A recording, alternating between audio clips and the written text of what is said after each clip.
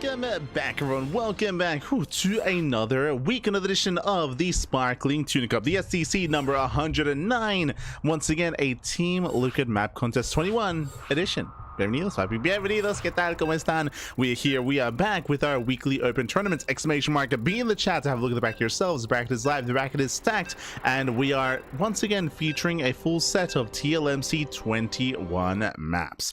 We've been featuring them for the past 2 weeks already, but now we have a fresh pool of the other maps we have yet to incorporate into our tournaments. And we're about to step on in. This week, we're going to be featuring Andromeda, Celestial Enclave, Missing You Today, Mothership, Risen Memory, Citadel, Talisman, White Rabbit, and Winter Madness. Here we go. And spawning in the bottom right hand corner of Risen Memory, we have the red Terran player representing the Platinum Heroes. It is Nicaract. And spawning in the top left hand corner, we have his opponents. We have the blue Protoss player, the blue Protoss himself, the Italian Protoss. Also for the Platinum Heroes, it is Ducklings. And if you're in the chat, you know what time it is. It is Gamba time. Predictions are now open. Place your bets on who you think will claim the series. Best of luck in the chat as we get into our initial best of 3 into our first series of the broadcast. And welcome to Risen Memory. Risen Memory is one of the other unique maps in the map pool. Now, coming into this map, we do have a secure 2-base setup here. There is a cliff face and entrance coming into the main base, but very narrow as well. The rest of the other side is going to be free, of course. It's going to be safe and sound. And we have a triangular third that's a little bit more jutted out here. Now there's some high ground. There's this elevated position that you can hold, that you can defend to protect that expansion, but it can also be attacked from the other side as well. It is a relatively accessible base. You can help defend. Likewise, tanks can help position and can help cover this entrance as well, so you have to come from the top side. When it comes to the fourth base, likewise, also very open. Knocking down these rocks, if you do knock down the rocks, I should say, it does open up the fourth base quite heavily here, whether it's the fourth base on the left or the fourth base on the top side as well. Very open, very spread out, to the point where it seems a little bit excessive, not gonna lie. It's kind of crazy, not gonna lie. But we'll see. I'm curious how well this center area can be utilized to actually defend these locations, to actually maintain a 3-base setup and look towards getting a fourth base. But I'm getting too ahead of myself. The reality is that in TVP, aggression is favored here, and we're going to be expecting aggressive builds and potentially all-ins out of Nicaract. Oh boy. Going to be able to let Lelix to defend, to hold on, as we are opening up. Here we go. Reaper does move out. And likewise, it's going to be zoned away here. There are definitely other entrances here in towards the natural. There's a Reaper cliff base coming into the main base as well, so there are going to be other ways. There we go. Nicaract does rotate, does look her way in. Oh, gee! Oh my God! Did you see that jump? Jesus! Leapt across the screen, pap. Yeah. But now it's going to be zoned away, and there's going to be a Twilight Council opener out of Lelix. Okay, so it does open up. Twilight Council is going for a Blink-based opener. Reaper does zone or does rotate back around and does not commit. It doesn't commit in. Pulls away. And here it does pull away, and Nicaract, he fails to get into the bases. He did not attempt to go into the main base through the double cliff face. It looked like he attempted to, but the pathing did mess up a little bit. So didn't quite make it in. And I assumed it was going to be Blink, but no, we're going for a charge opener instead. Opening up something much more aggressive here. So going for charge, getting extra gateways, and from here, charge is going to be ready for the first move out. If Nicaract were to go for a 2-base tank-based all-in, then Lelix would be ready to shut it down. Or at least he should be ready to shut it down. Back at home, throwing down extra axes. We have our 1-1-1, getting into early Marine drop. Interesting. No Tech Lab, no add-on top, no Banshee play. Marines have been amassing this entire time, and Nicaract now moving out. Lelix does take the triangular third, which again seems to be the more defendable third base option. It feels like it's only one option to take a third. Is take the triangular base. Drop is moving in. Remember, these are vanilla Marines. Good morning, Einstein. Good morning. Este Einstein. He said Tuna as well. Bienvenidos. We do boost in, Stalker's in position, and the medevac is going to be shut down. Oh, as we do defend. Down goes the medevac. At the same time, Hellions A blast into the natural. The wall is wide open. Yeah, the wall is open. Probes are going to be going down. 3 Hellions A, 1 shot. Oh, no, he pulls the boys. He pulls the boys in. Probes going to be going down. That's going to be 5 dead workers. As Alexi was out of position. 6 probes falling in total. Not a bad amount of damage here from Nickracht. If only he didn't lose the medevac, right? There was a bit of a give and take here. Kill 6 probes, yes, but did lose the medevac full of Marines, so did come at a cost for the Terran. And behind this, working on the next big step. Working on what? Working on a stim, combat shields, and +1. So we're doing very, very strong timing here with a bio-oriented army. There is no tank production. Reactors on the way. No Banshees, no tanks. Purely Marine Marauder.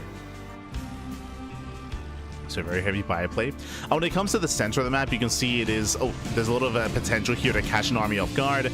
There's a lot of choke points, a lot of destructible rocks, a lot of disrupted vision here with the tall grass. Hellions, they don't quite make it in. Okay, Dreadnought dive. Getting a couple of probes. Not bad. 5 more probes. Okay. Water tower in the main. Late reaction out of Lelix. Late reactions here. 7 probes going to be going down. Brutal damage. And Nickracht, he's set up for success. This push, it's going to hit like a truck. Now, he's not all in. He's getting a 3rd CC. So 3rd CC is on the way. Nickracht, he is going to expand. But because of all the harassment, Lelix, he just cannot keep up. There's potential here with the drop. War prisoners moving in. An army's in position. Here comes Nickracht. Here we get spotted. There you go, Prism into the main.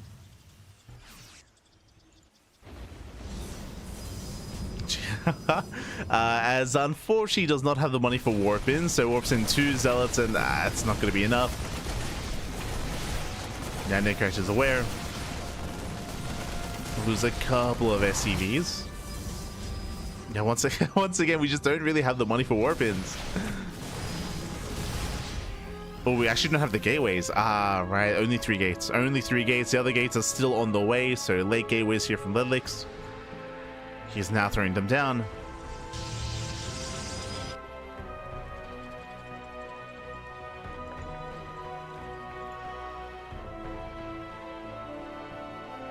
This does delay, this does distract, but again, there's a reason why Nickracht does have a supply lead right now. It's due to the early game damage, due to the harassment, killing all the workers, and now here comes the Terran. Once again, Prism into the bases. Mine shots don't quite go off. Warp in into the main.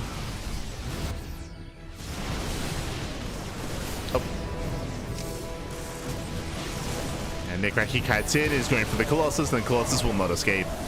Does go down. Without the Colossi, there's just nothing here. There's nothing here, there's no splash damage. Again, Lelixi just took too much damage early on. Oh. As... Hopefully we're okay. Yeah, it's just a big lag spike. But the Nexus goes down, massive pickup. Colossus has arrived. Lelix, he does survive. He does hold on to his bases. Hold on to his Natra, I should say, but we'll lose the 3rd. And from here, Nickracht can just snowball out of control. He defends against the Prism. Prism goes down. There's nothing to keep him back. Now he can just rally. Now he can just rally across the map. Again, we bring this up all the time, but TVP is just really momentum based, and for Lelix to lose, how many probes did he lose early on? 13 probes at the course of this game. For him to lose that many workers, for the War Prison harass to be as lackluster as it was, like, it's just so difficult to recover from. And that's why this game is looking very comfortable for Nickracht. We have a Zealot run by getting ready. Lelix is double expanding, he has to, as he is behind. Cells take it into the mineral line. At the same time, Nickracht moving in. Does move in. Missile goes off. Brutal connection. Oh, was that a kill? Ah, that was a kill, not a cancel. Oh no. Nexus goes down. And Nickrat is just going for it here. He's diving in. GG gets cold. There's nothing to stop him. And Nickrat will take game number 1. GG. Whew. GG, well played. Nickrat does take a lead in the series. Again, a really rough start for Lelix, winding it back. He lost 13 workers at the course of the early game to the Marine drop, to the Hellion harass, and that just proved to be too much. Unfortunately, Lelix was unable to reciprocate. He did have some potential with the War Prism harass, but if you remember, he never really got a Warpin going. He never really got to harass. He was shut down early on. As he didn't have gateways ready, he didn't have the Warpins ready, and the War Prism didn't really get much done. GG. GG, well played with that Nickrat's lead, and now we're getting into game number 2. Let's go. Game 2 is going to be on. Oh, Taito Citadel. Okay. Again, one of the other maps we have yet to feature here in on our broadcast, on our channel, actually. True.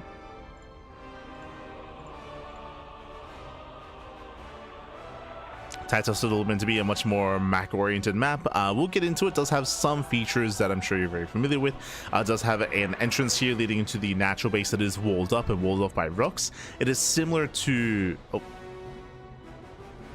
It is similar to some of the other maps in the map pool, in the current ladder map pool as well. Similar. Tokamak, that's it. Gee, I blanked on Tokamak, baby. So similar to Tokamak in that sense, but it is a little bit more exposed, the wall off, I mean. So it's more accessible to an aggressing army. We'll get there. But it looks like our players, they need a moment. They do need a moment here. So we can just catch up on what the bracket entails here tonight. Okay, so we have ByuN. ByuN, he's waiting for the winner of Honmono and Rebellion. We have Cristiano up against Coral Viper. We have Geralt up against Triple in the first round. We have Bunny waiting for the winner of this series. So we have Nickrat versus Lelix into Bunny. This is why we jumped onto this, because of the high-profile first round match into second round match as well. And then we have Creator versus Ragnar and Percival versus Hacker is top. The other option that we really had here, it was either going to be Nickrat versus Lelix or Percival versus Hacker is top, but we jumped into our initial TVP just because we already have Bunny waiting in the next round. So just to reduce downtime, you know, we just go from one series into the other. That's the plan. That is the plan. So we have a lot of our regulars, but we also have some players that are a little bit irregular, like Bunny, right? Bunny, this is not his first time playing, but he, again, often doesn't really compete in too many Tuna Cups, so really cool to see Bunny once again. Likewise, Cristiano, he is last week's champion. Did actually take down Geralt and took down ByuN as well on his way to the finals. True. So we'll see if Cristiano can replicate that success and do it again. We'll see. Bearing in mind as well that we are playing on the new hotfix as well, where we have had some adjustments to certain units, to Storm, to Ghost, to the Broodlord.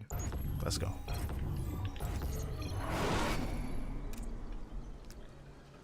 See if it comes into play. Spawning in the bottom right hand corner of Taito Citadel, we have the red Protoss player. The red Protoss representing the Platinum Heroes. Down in the series, we'll see if he can bounce back from the land of Italy. It is Lelix. And spawning in the top left hand corner, we have the blue Protoss, sorry, the blue Terran player representing the Platinum Heroes. It is Nickrat.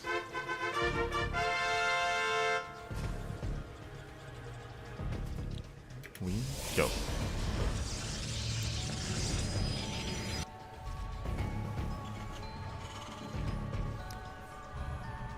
Players are going to be opening up, and welcome one and all to Taito Citadel. Again, this is one of the larger maps in the map pool. We do have our natural base here, which is relatively secure. Moving forward, we do have this area that I was referring to, which is a ramp coming in between the bases, but it is going to be fully walled off by these rocks with shields. You can see our base on the left and base on the right hand side as well. I will say that the initial 4-base setup is relatively secure, just because we have an entrance here coming in towards the linear base, but it is again, just one entrance, one way in. Likewise, you do have a bit of a more open base towards the top side here with 2 wide entrances that can be opened up over time. What's important is these destructible rocks, right? So we do have another angle of attack to harass, to poke in.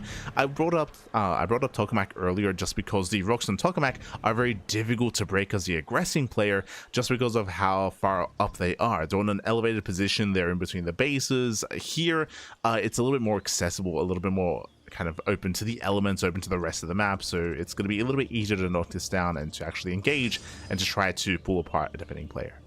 That is the hope, at least. The hope is that this isn't like a free 4-base setup. You have to work for it.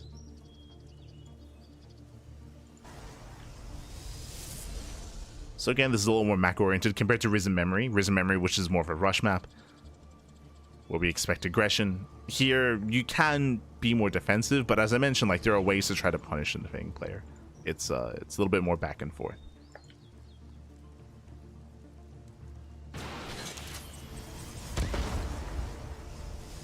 So we'll see how players will approach this. Now we have our CC on location. Nick did open up with that faster factory. Twilight Council opener out of our Protoss player. Nick does pull out. And we're expecting Blink, but last game we did see charge from Ledlix. I believe that the reason why we saw charge was because he believed there was going to be an earlier tank push. Here on a larger map like Title Citadel, I would expect Ledlix to open up Blink, not charge. I would expect. Oh, as we are committing. Getting an extra wave of Reapers and Hellions. 2 more gates on the way, so 3 gates out of Ledlix, 3 gate, not Blink, 3 gate charge once again. Same build. Okay, same build, same opener. Interesting. I don't know if there's as much reason to go for this on a larger map, but okay. This nation does cover the 1-on-1, does cover the add-on swap. This time we have a tech lab on the starport. And Reaper Hellion does break in. Yeah, it breaks into the bases. Headed for the main. Ledlix trying to keep up. Takes down a Hellion, gets one of the Reapers. Probes are going to be going down. Takes down the sentry. Heli volley goes up on the workers. It's going to be 2, 3, up to 4 probe kills. Ay, ay, ay. Damage isn't too bad at all. And we're not going into Cloak, we're going into Hyperlight Rotors. Now, what's important is that Ledlix, he scouted. Remember, he scouted, he saw the tech labs. He's now aware that this is going to be a little more of a tech-heavy start out of Nicorette. In his mind, it could still be Cloak, could be Speed Banshees.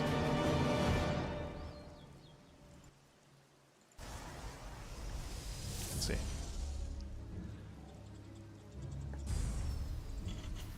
As Nicorette is building up.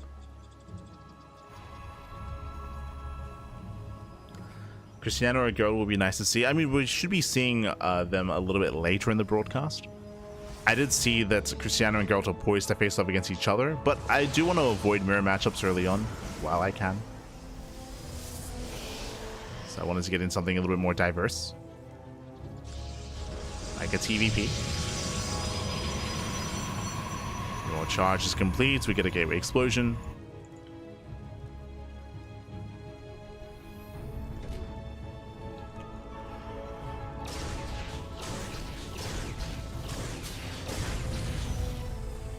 Getting up to a 6-gate setup here on 3 bases.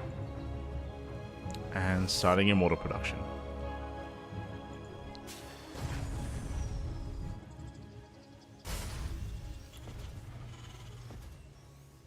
And Nicorette, he is going for an early move out. So I would say that Ledlix, he should be fine against this. He should be okay. For now, he's zoning away the Banshees. Banshees, they rotate.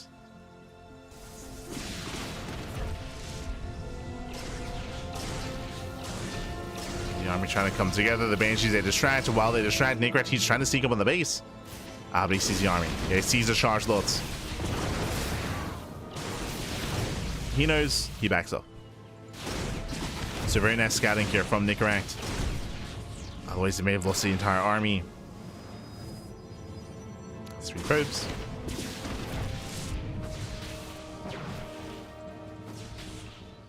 Gets up to 4. Oof, we'll lose both Banshees. This was an expensive scout from Nickrat. Sure, he was able to get a couple of probe kills, and sure, he was able to at least identify that Lelix had rushed into charge, which let him know to just back the hell off. But was still quite expensive. It was a big investment into those Banshees.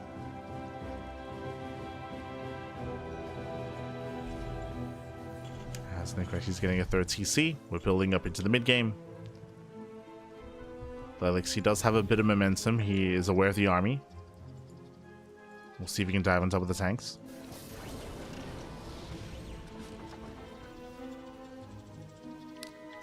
It's on siege.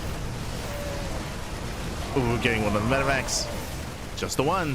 And we're out of zealots. Yeah, we're out of zealots. He's gonna lose everything. No, he sticks around a little bit too long, and the stalkers are going down. The immortals going down. A massive loss here for Lelix.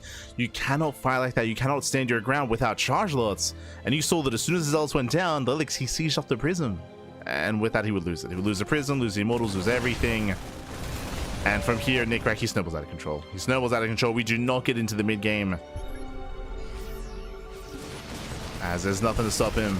I say that we do get another big warping of zealots. Okay, never mind. That's a lot of zealots. Nickrat, he has to respect it. Tanks do siege. Marines, they cat back. The boys are being pulled. And I mean, this is just such a big loss here for Lelix. He takes down both the tanks. That's nice and all. He will lose 15 probes.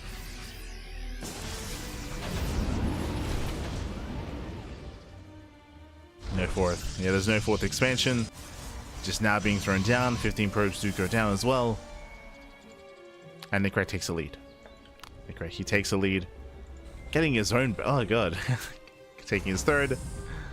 Getting it up and running. Nickrat, he has the better economy. He's got a superior economy. He has momentum.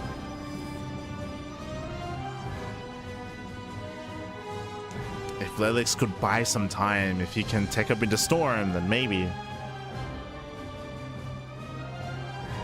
But he misses the move out. So the runway's on the way. This expansion should not get up. There's a cancel. It's a cancellation. Nickrat steaming forward. Up. Oh, bleeding out a lot of Marines though. The Colossus. They pop off. They do what they can. Colossus, they trade well. Zealot runway across the map and gets 6 SCVs. And Lelix holds. Lelix, he holds. Nickrat did overextend, pushing into 2 Colossus.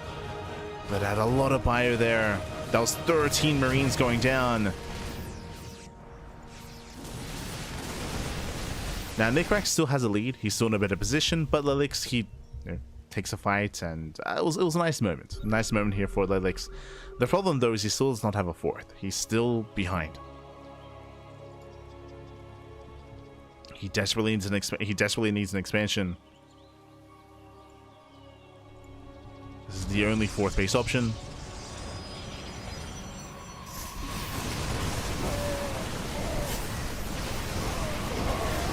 Colossus, once again, they put in a lot of work. Okay. Lelix takes a fight. Nickrat, he should not be here. He should not be pushing in. He already canceled this base once. He doesn't need to do it again.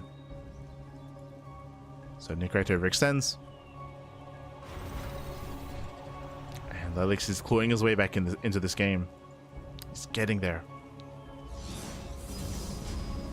Still lacking a couple of things. Whether it's Disruptor production or Storm.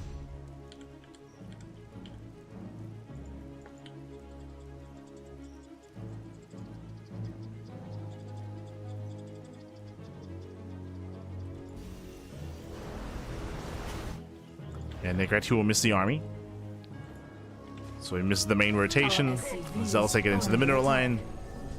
Now he's moving in. Colossus, they catch the SCVs. Very nice. Oh, it's a lot of SCVs going down. But here come the Vikings. Here come the Vikings. And Lelix, he can't fight this. No, he tries to fight head on. He will lose every Colossus. 3 Colossus go down. The Zealots, they pop up. They get 20 SCV kills. That's great and all, but Nickrat has a massive lead. A massive supply lead. Specifically, army supply lead. Nickrat, he races back home. He's got one Colossus in production, one Colossus on the way, and now would be the time to counterattack. Let's go.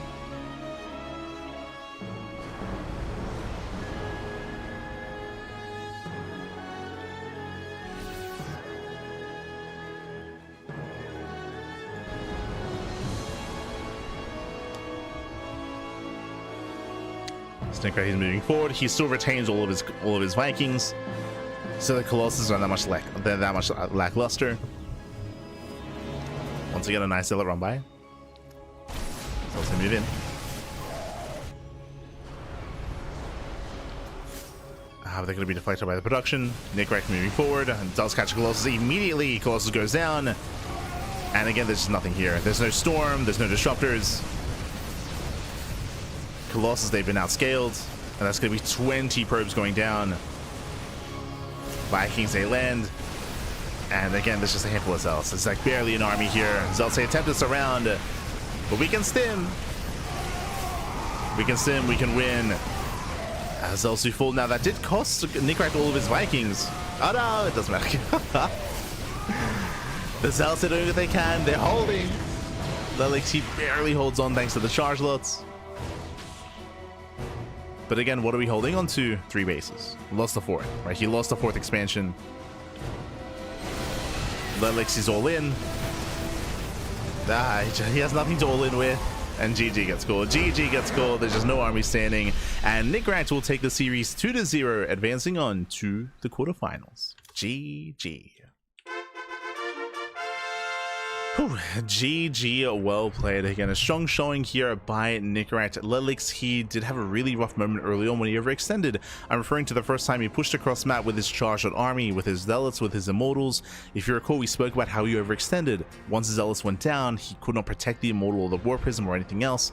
He did plummet in supply. Nickrat gained a little momentum.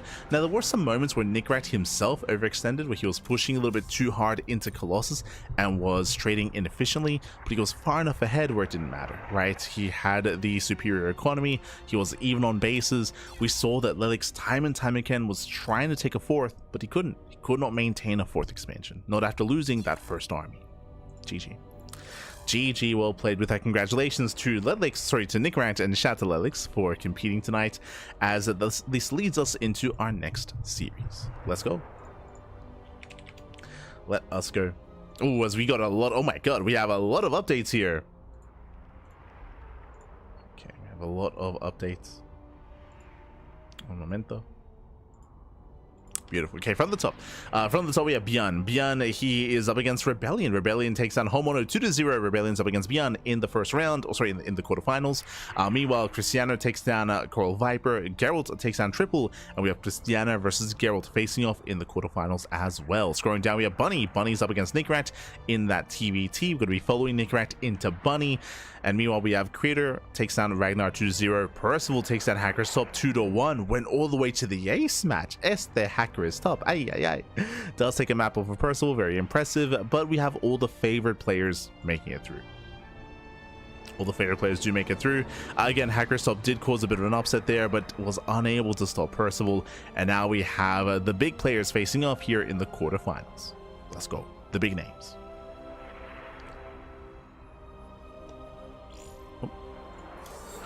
As we are jumping into those quarterfinals.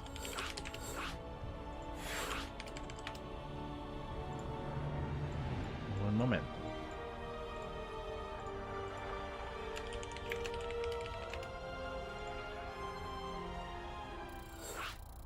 Beautiful. Here we go, as we have our TBT, and game 1 is going to be on Missing You Today. Also, I did notice in the chat, someone's asking, where does the name CranKy Ducklings come from? Kuro did give a brief explanation. There is, I guess, a lot of history there, but if you are unfamiliar, there was a streamer, there was a pro player, there was a Korean pro player back in the day called Crank, Jaewon Choi. He was the team captain for Axiom Esports. This was back in 2013, 2014. was the captain of Axiom Esports, which was TotalBiscuit's team. TotalBiscuit's StarCraft 2 team back in the day. And CranKy, he used to stream. He used to stream in English. He had really good English. He still has really good English. He would stream on a regular basis. But eventually he did decide to focus on casting in Korean and streaming in Korean. And he still does. And he is very successful. He's very successful. He's a Korean content creator now, and we kind of came from his kind of viewer base, I guess, or from his fan base. We all kind of came together and we decided to do our own part and host our own tournaments and cast our own events and kind of do things ourselves. And our name is kind of a tribute to CranKy, Crank, so there's like a little bit of a connection there. But also Crank's mascot was a duck. He used to have like a little duck plushie and some duck emotes on his Twitch channel. So we kind of blended that together. He has no affiliation when it comes to our organization. It's just like we're like kind of like paying homage or like a tribute to Crank. In general, we have like a lot of little like homages and tributes to some of the more old school StarCraft scene. Like this tournament, for example, the Sparkling Tuna Cup, the mascot for this event is a tuna. That's a reference to Ryung. Ryung, he's the tuna Terran pappy. He's Dongwon. So the mascot itself is a tribute to Ryung. If you don't know who Ryung is, he used to be on Axiom as well. Like Crank and Ryung, they used to be teammates.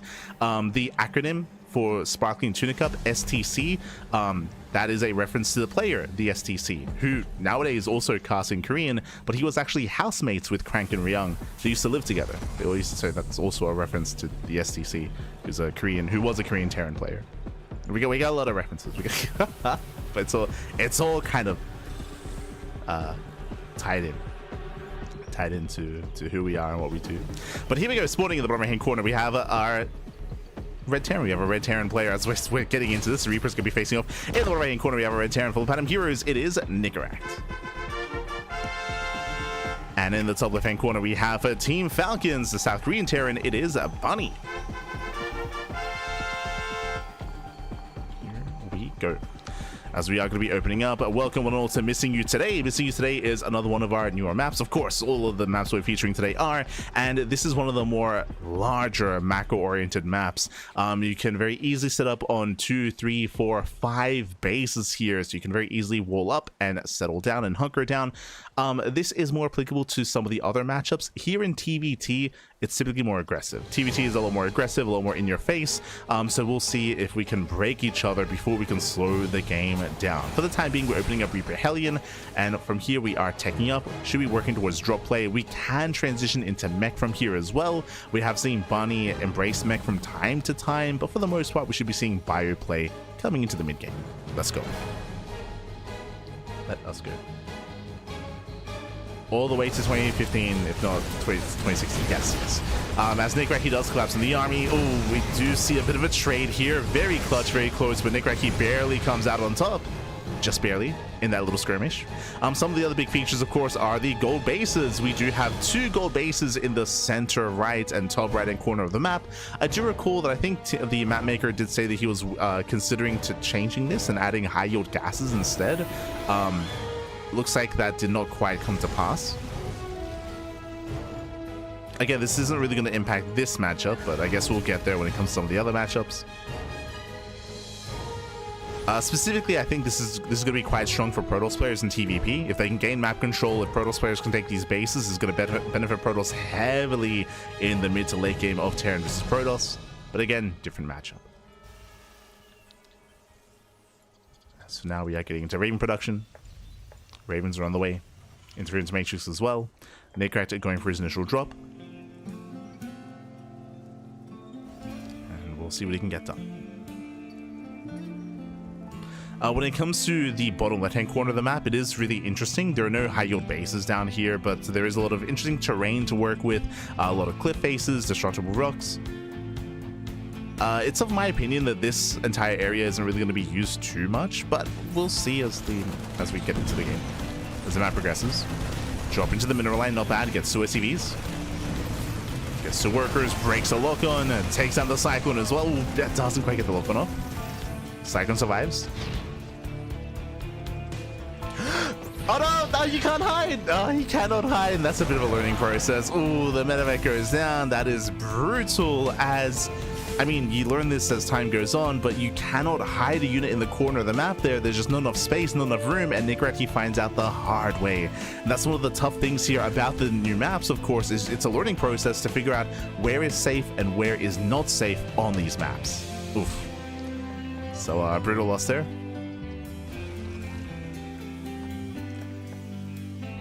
Let's get not too much space behind the main. Meanwhile, Nick getting a third CC. Throwing down his two eBays, getting to his own bio setup.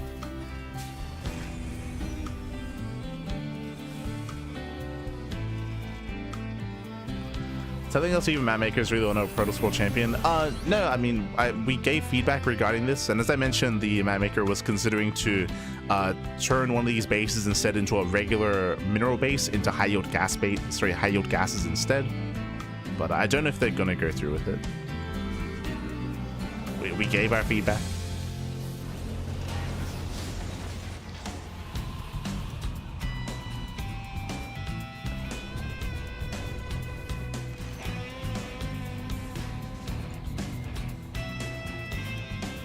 I guess it matters a little bit more if this does make it through, like the voting process.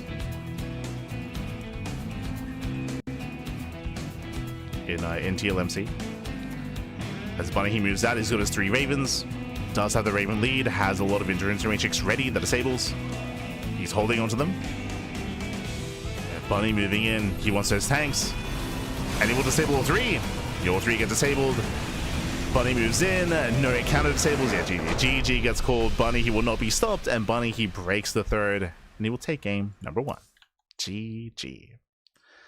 GG, well played. Unfortunately, Nick, he had no kind of map control to zone away or to delay. Likewise, he had no Vikings to zone away either.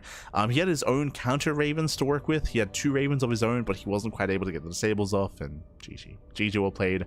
All the tanks were disabled, and Bunny snowballs from there. And now we're getting to game number 2. Game 2 is going to be back on Risen Memory. Going to be loading into one of the smaller maps here in comparison, and one of the more aggressive maps as well. Let's go. Let's go.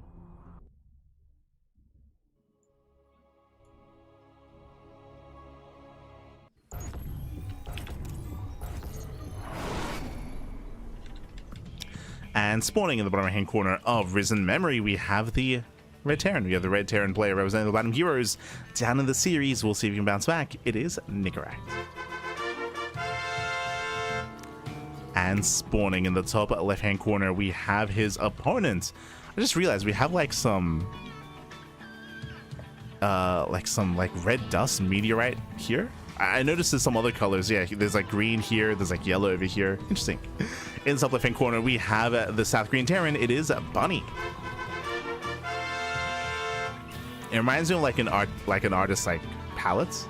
Like you have like red here, like a red place here for your paints, yellow here, green here.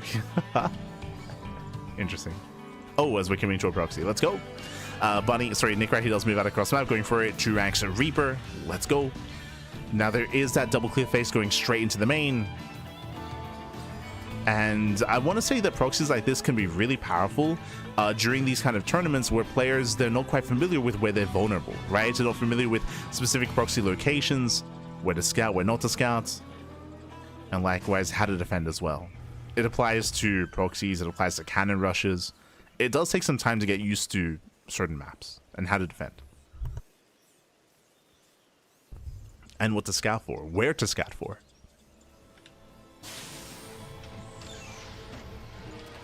For now, no SCV scouts, which is common in TBT. So no SCV scout, the Reaper's on the way. It's going to be an economic opener here as Rax expand out of Bunny. Ay. And we're committing into a 3rd Rax.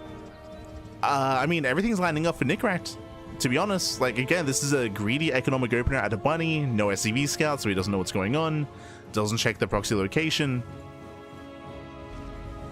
Okay, getting a spotter depot. He checks. Okay, he does check, does confirm. Okay, nice moves. Oh no, late reaction. Yeah, late reaction, and I believe Nickeract, does he? Ooh, he barely comes out on top. GG gets called. The first Reaper goes down, and Nicorette ties up the series 1-1. Whew, GG. GG, well played. Again, the stars aligned, Pappy. Bunny, he went for a very greedy build, going for a Rax Expand. Bunny did scout, did check, but he was inattentive to that Reaper. He did leave it idle, took an extra shot, and that means that Nicorette was able to come out on top in that Reaper trade. And it doesn't look like a lot, but that early on, every Reaper counts. Because you have so few units to work with, you cannot lose that first Reaper immediately as quickly as we did. GG. GG, well played. With that, we're getting into game number 3. Getting into the ace match. Here we go.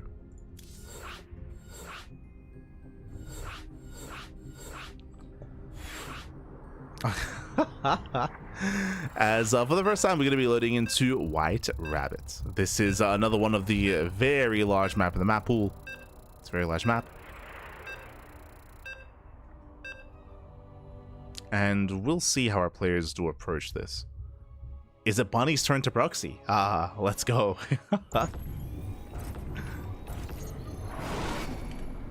And spawning in the bottom left-hand corner of White Rabbits, we have the red Terran player. The red Terran representing the Platinum Heroes, tying up the series 1-1 with some cheeky proxy in that last game. It is Nicorette. And spawning in the top right-hand corner, we have his opponent. We have the South Korean Terran player. We have the blue Terran representing Team Falcons. It is Bunny. Here we go. And welcome one all to White Rabbits. White Rabbits is a very, very large map in the map pool. The aesthetic is really nice. I will say that. And I do think that, especially when it comes to public voting, I feel like aesthetic goes a long way. So I feel like it's going to draw the attention of a lot of people, especially because if you didn't realize, White Rabbit is a reference to the Matrix. So that is the aesthetic, the color palette, with the black, with the green, with the name as well. When it comes to the map itself, it is very large, very defendable on your 5 base setup here. You have your natural, you have your triangular 3rd base, you have your 4th base as well. A lot of choke points here, a lot of planes, or a lot of points of elevation, I should say, and also some really rough terrain. I do think that it's, I mean, personally, we have yet to see. This is the first time I'm casting on White Rabbit. Based on what we saw previously, it does look like a map that is relatively easy to cut in half. We can cut it in half, you can turtle up, and you can embrace a 4, 5, 6 base setup, but we'll see. I don't know if we're going to be able to experience that here because we're going for double gas openers. Double gas out of Nicorette and double gas out of Bunny. After the cheese that we saw in the last game, Bunny is playing safe. Likewise, so is Nicorette, going for a more tech-heavy start. And as we mentioned in game 1, we expect more aggression out of these two players. We spoke about it on Missing You today, where players, especially in TVT, more active, more aggressive, especially at the 3rd base location. And I'll be surprised if we are able to get into a longer game. But we'll see. We shall see. Some of the unique features here are the rocks. We have destructible rocks here towards the center, which do open up the center of the map a little bit more, so you can rotate back and forth in between your opponent's bases. We'll see if that comes into play.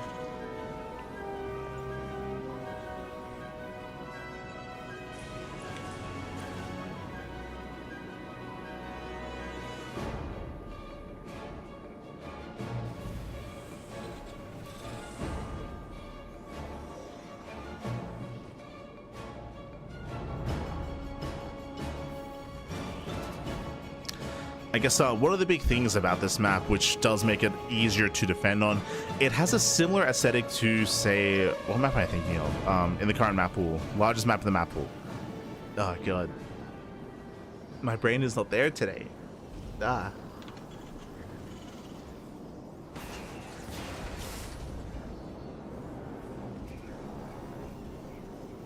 open up a Wikipedia page.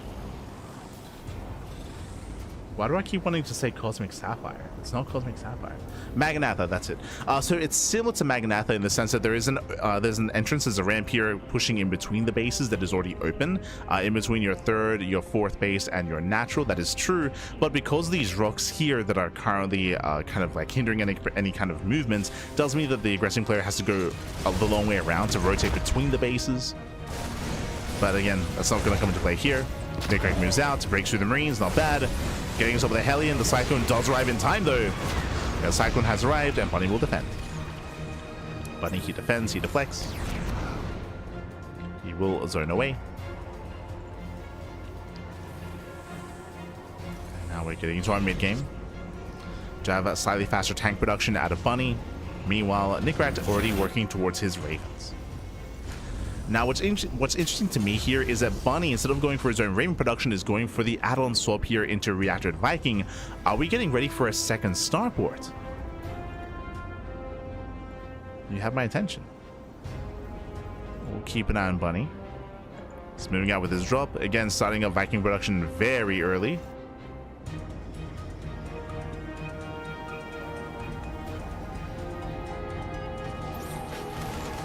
Into the natural. Gets a couple of SCVs, gets one. And one SCV goes down. Imperial pulls away.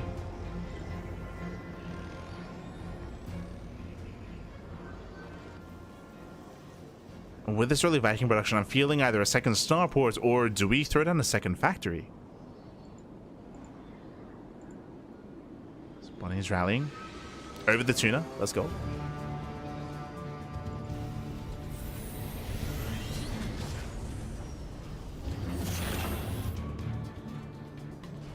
Yeah, Libera's like he's playing this out like he's going for a 2-port 2-base all-in without the second starport. It's crazy. Like he is hyper committed and hyper aggressive. 0 upgrades, right? No stim, no combat shields, no third TC. Speaking of, Nickrat is expanding, and here comes the all-in. Bunny, he's committed.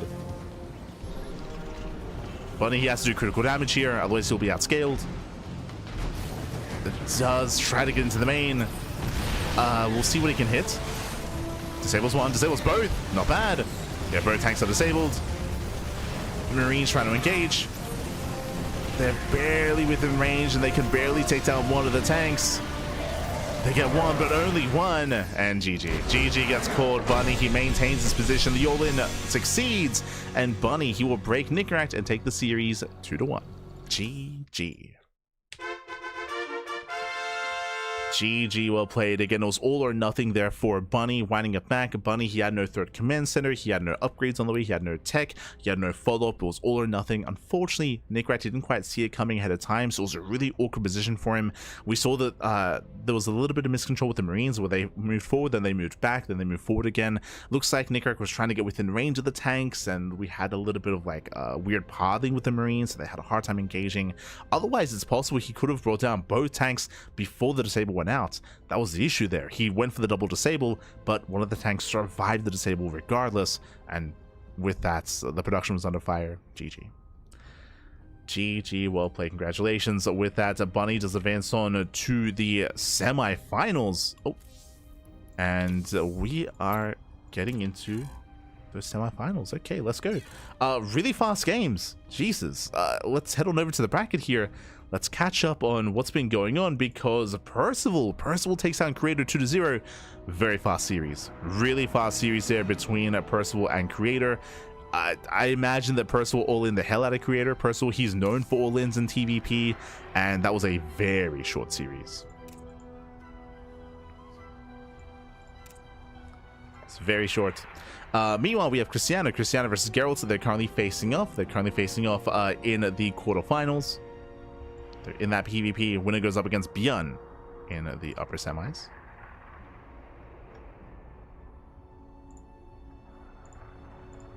Is Indie casting? Oh, Geralt is he's streaming his POV. Let's go. But for now, the semifinals are getting ready here, so we are going to be jumping into that series next. Bunny versus Percival, another TVT.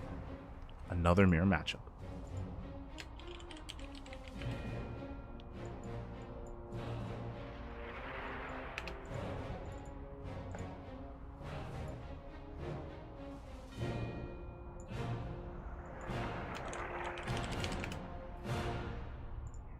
Go.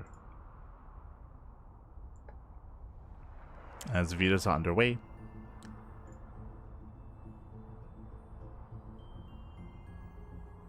Just catching with the chat.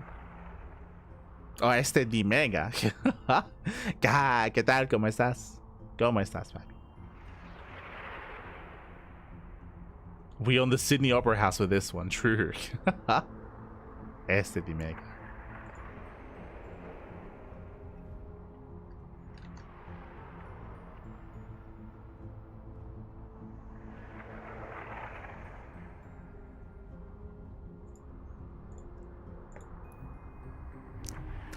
But we are going to be... Oh, never mind. I was going to cut to a short break here, but looks like our players are ready.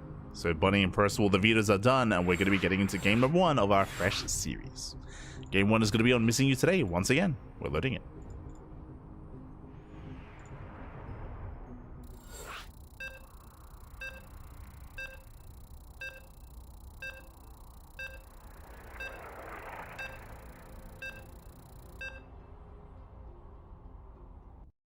Beautiful.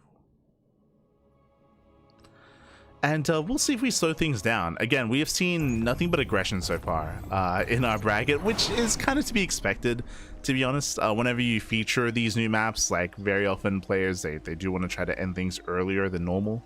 And I feel like that trend is gonna continue here as well. Spawning in the top left-hand corner of Missing You Today, we have the South Korean Terran player. We have the Red Terran representing Team Falcons. It is Bunny. And spawning in the bottom right hand corner, we have the South Korean Terran, we have the Red Terran. It is Percival. See in chat, was it Percival that also went 2-3 versus ByuN? He's kind of popping off lately. Yes, that was I think it was last week or the week before that in Pigastar Cup. In the Pigastar Cup, in the semifinals, Percival did go to the ace match against ByuN. That is true. That is true.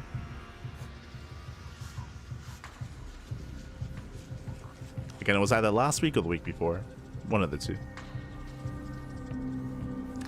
So Percival, he has been looking very impressive. He has been improving his TVT. But this is why, right? It's like you can even see it here. There are a lot of Korean Terran players out there. So when you're playing so much in Korea, like your TVT does improve over time with players like Bunny, like ByuN, like Kyor, like Gumiho, Ryung, Maru as well. Like that's like Korea right now. That's where you want to be for Terran and TVT. And in online tournaments, Percival has been playing against a lot of Terran players. I mean, not as much as Protoss, true, but but as a result, like those are the matchups that have been improving the most for him. It's his TVP and TVT.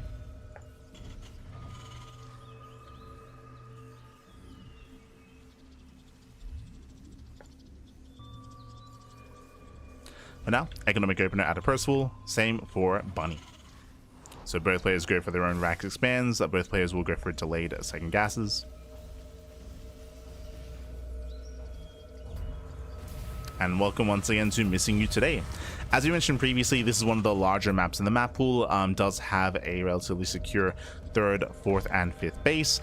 We do have some ramps coming into these bases. We have a narrow ramp here in between the 3rd and 4th. We have a wider ramp here towards the left-hand side. We have a destructible tower towards the right as well. But again, like the defensive features here aren't really as applicable in TVT just because of how intense the mid game is. Typically mid game TVT is a lot more intense, a lot more chaotic, a little more aggressive, with a lot of drop play, a lot of positional play as well. And we'll see how our players do open up. Meanwhile, big shout to Conlitz in the chat. Thank you so much. Thank you so much for subscribing for the first time with a tier 1 sub. Thank you, Papi. Thank you. Hope you enjoy the content. Hope you enjoy the casting. Hope you enjoy the StarCrafts. Hope you enjoy. Thank you. Oh, right, before I forget, if you're in the chat, it's Gamba time. Predictions are open. Place your bets on who you think will claim the series. Will it go the way of Bunny? Will it go the way of Percival? Best of luck.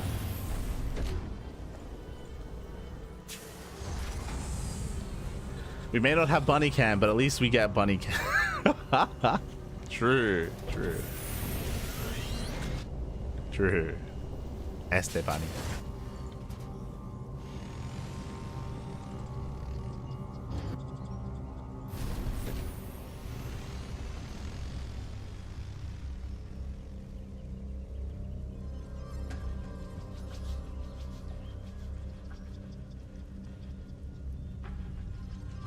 Percival does move out.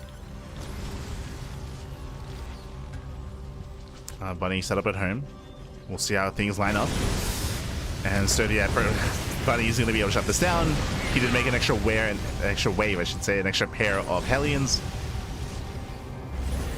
And Bunny, he will shut down the army. And shuts him down. I think lost 1 SCV. Not even. So clean the defense here out of Bunny. Behind this, going for his own Raven production. Ravens are amassing for both players. For both. Slightly better trade here for Bunny. Interesting to see that Bunny, he's actually not he's not researching Interference Matrix. He's not getting into that disable. Alright, sorry, just now getting into it.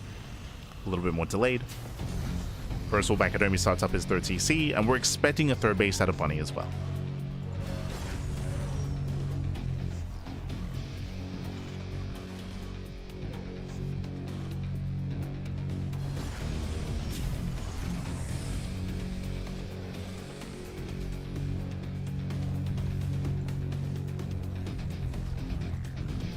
As Percival is building up, throwing down more maxes, getting into stim, building up his upgrades. Scan trying to get a read on what Bunny's up to. And where's that command center? There it is. Yeah, CC's on the way. It's going to be a much later command center here for Bunny. Unfortunately, everything's going to be a little bit more delayed for him. So later 3rd base, later double E base, later upgrades, later stim. In regards to Bunny's setup. And Percival, he'll have a nice power spike coming into the mid game. On the flip side, what does Bunny have? Bunny has a higher tank count. Bunny, he has a slightly higher tank count. Likewise, Bunny also has a higher Raven, getting up to 4 Ravens. Oh my god.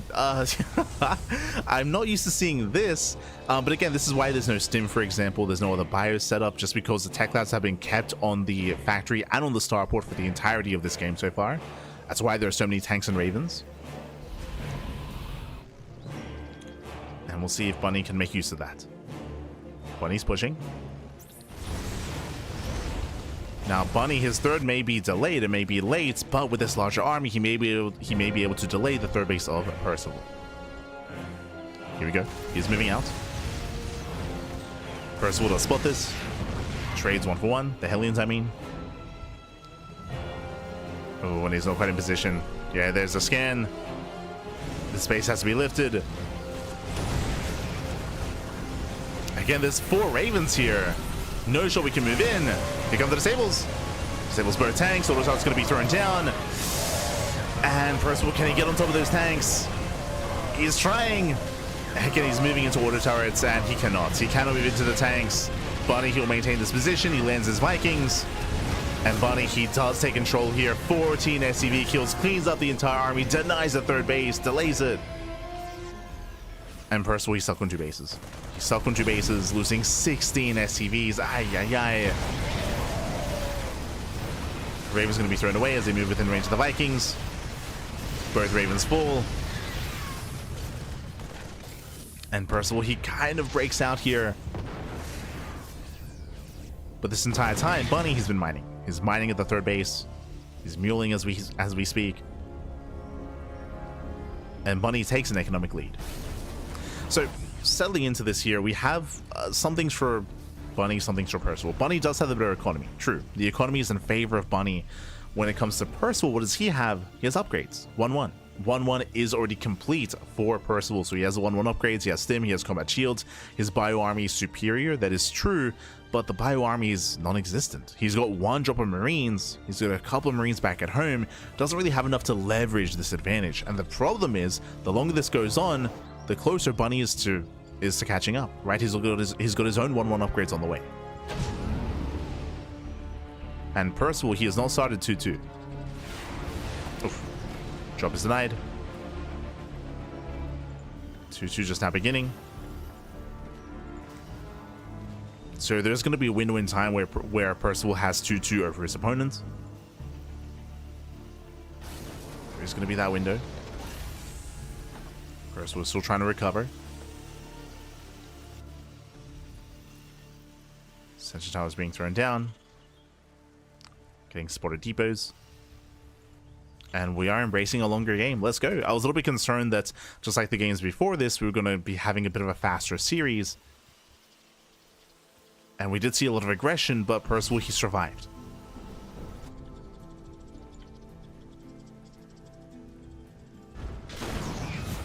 Get rid of the siege. Getting 6, getting 7 SCVs in the main. Both armies are being active.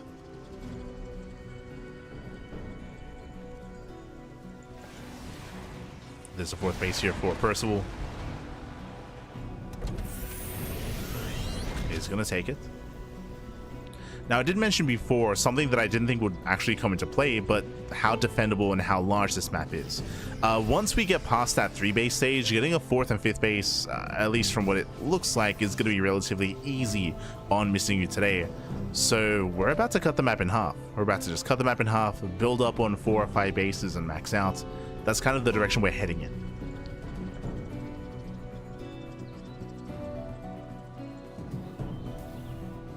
Bunny is being active. He's hunting for those drops. He will find them. Oh. Percival, he has to be careful. Getting caught out. He will not lose the Metamax. Barely they get away. Nice use of the terrain. Does pull out, does pull away. 2-2 is finishing up here for Percival.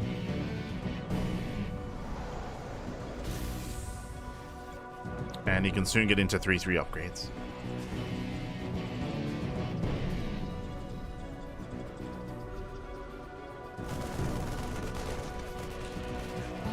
When it comes to the terrain in the center, again, there are a lot of points of elevation here. I think there's like 4 or 5 layers of elevation on this map. That will affect tank positioning. Percival is moving in, he gets spotted. Bunny, he reacts.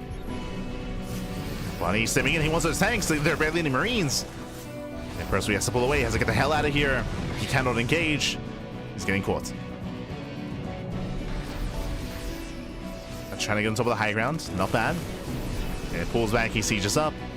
He will maintain this position. And Bunny, he should not be able to move in. I say that, he stims in. Tanks are unsieged. He gets caught. Yeah, Percival gets caught unsieged. He will lose 1, lose 2, lose all the tanks. And with that, Bunny breaks through. Bunny, he does break through. Tanks, they siege within range. Cleans up all the tanks. Cleans up all the bio. Again, the upgrades are tied up. And just a really rough fight there for Percival. Unfortunately, he was a couple of seconds too late with the siege. He was caught on siege, caught with his pants down, and Bunny snowballs from there. Breaks through that defensive line. And again, there was a lot of potential for sure. There was, I would say, like a defender's advantage here, but Percival, he was just too late. And Bunny's moving in. Bunny's moving in, the boys are being pulled. And GG gets called. GG gets called. Bunny, he breaks the 3rd, and Bunny, he will take a lead in the series. GG. Whew. GG, well played. And again, the map itself did come into play. We did see some nice movement when it comes to the terrain towards the bottom left-hand corner when it comes to escaping drops and trying to get away.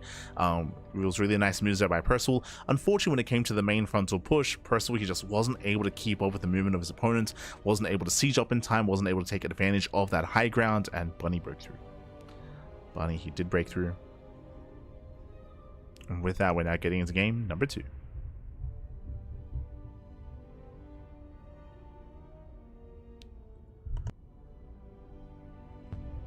Getting into game 2. Percival, we just got caught out in the open, got caught out on the map. And we'll see if we load into another one of these larger maps. Ooh, the answer is no. I'm a little bit surprised, but we've actually seen this map quite a bit today.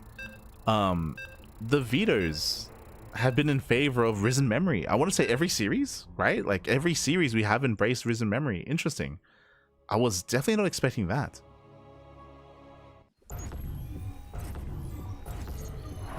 I mean, there are other more egregious maps, true. I mean, like you want to be vetoing if you dislike the unorthodox like Talisman, if you dislike the more turtle heavy like Winter Madness. Taito. White rabbits. We haven't seen Andromeda yet. I do still want to see Andromeda at one point. We'll get there. For now, spawning in the top left-hand corner of Risen Memory, we have the South Korean Terran, the Blue Terran, representing Team Falcons. It is Bunny. And spawning in the bottom right-hand corner, we have as opponent, we have the Red Terran player. We have the Red Terran himself. It is Percival. We go. And again, Risen Memory is, I don't know if I want to say a rush map, but it is a very open map. It's very open, especially in a longer game state, where some of these bases look very difficult to defend. So we'll see how our players will approach this. I'm expecting something more aggressive from both players. Percival opening up double gas, Bunny opening up single gas geyser. I'm getting some deja vu, but if you remember, Bunny did go for the same economic opener against Nickracked, and Nickracked did punish him with the proxy 3-Rax Reaper. But here, Bunny, he is still throwing caution to the wind, still does decide to go for a more economic start, going for a faster command center. So more economic start here by Bunny, and Percival, he does not prox. Opening up with the faster factory. They clearly know something we don't. Or I would say that, as I was trying to get into, there are some other maps that are a little bit more extreme that they would want to get rid of, right? Like Talisman, like White Rabbit. So this is kind of like the map that's left over. At least in my eyes, in my mind.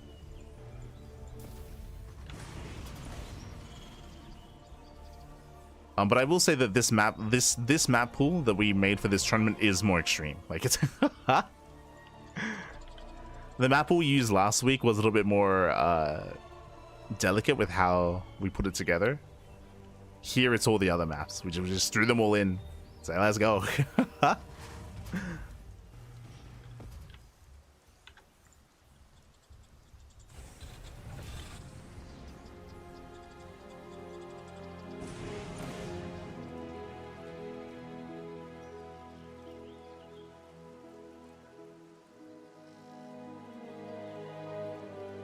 Percival does move out.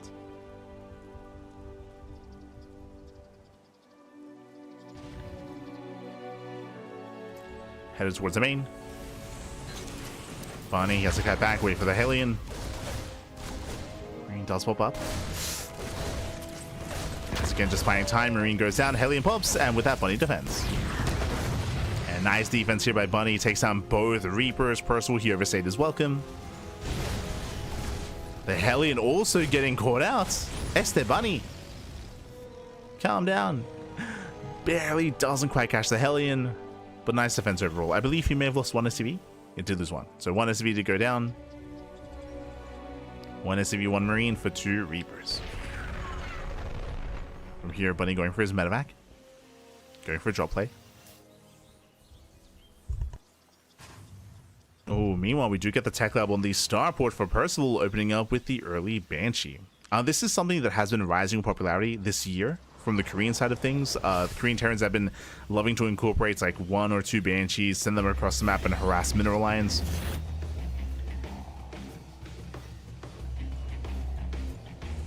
Meanwhile, Bunny going for his own push. Ooh, as Percival, he will double down, going into high-flight rotors. This might be indicative of mech, actually.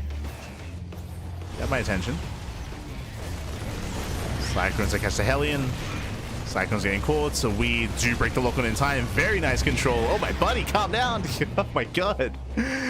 Bunny shuts down both Cyclones. He pushes in, and back at home, Percival, he has the Banshee to defend.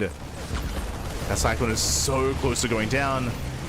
Bunny, he's being very careful here with his control. Gets a lock on. Yeah, it does get the lock on. Banshee goes down. Brutal pickup. Marines overwhelm. And Percival, he's being broken. He's being broken. Ay, ay, ay. Okay, he barely gets the tank out. But he will lose 6 SCVs. And we're not going to get into the mid-game, are we?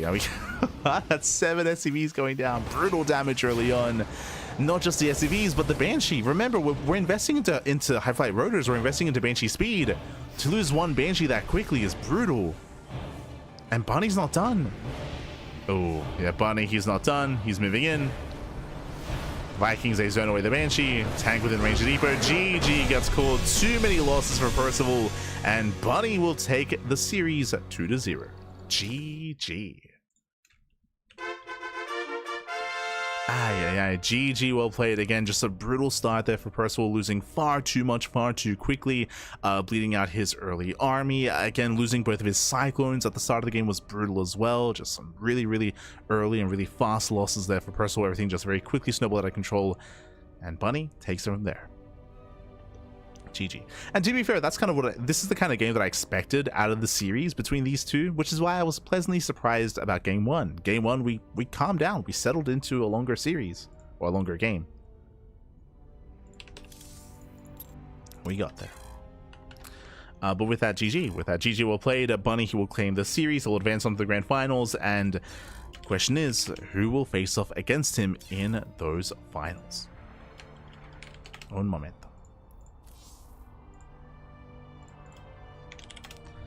As we can switch our teams over and catch up on the brackets. I'm a little bit surprised here, but we actually have a different semis this time. Last week, who did we have in the semifinals? We had ByuN and Cristiano. They both made it.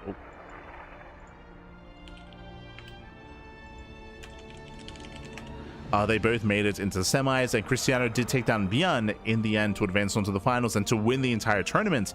This week, we have Geralt. Geralt, he gets his revenge. He takes down Cristiano 2-0. Big win there for Geralt. I typically lean towards Cristiano in that, between the two of them in that series. So to see Geralt bring him down is very impressive.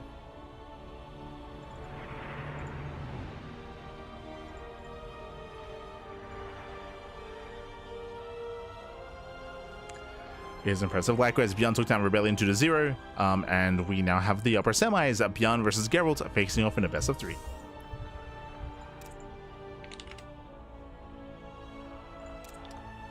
we go.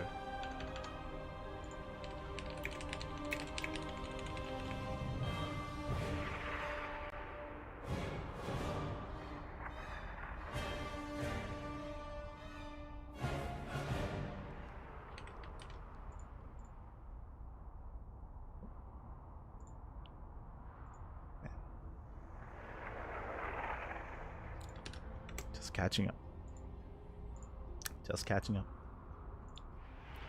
It looks like vetoes are still underway, so we may just go on a short break here. Yeah, we're going to be going on a short break. When we come back, we'll have ByuN and Geralt facing off in a Terran vs Protoss matchup. We'll see you soon. We'll see you soon after the break.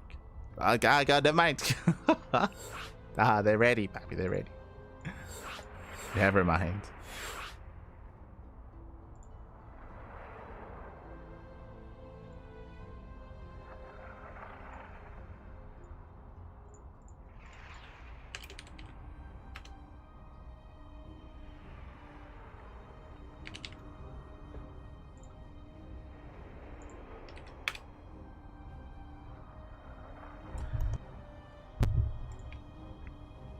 Beautiful.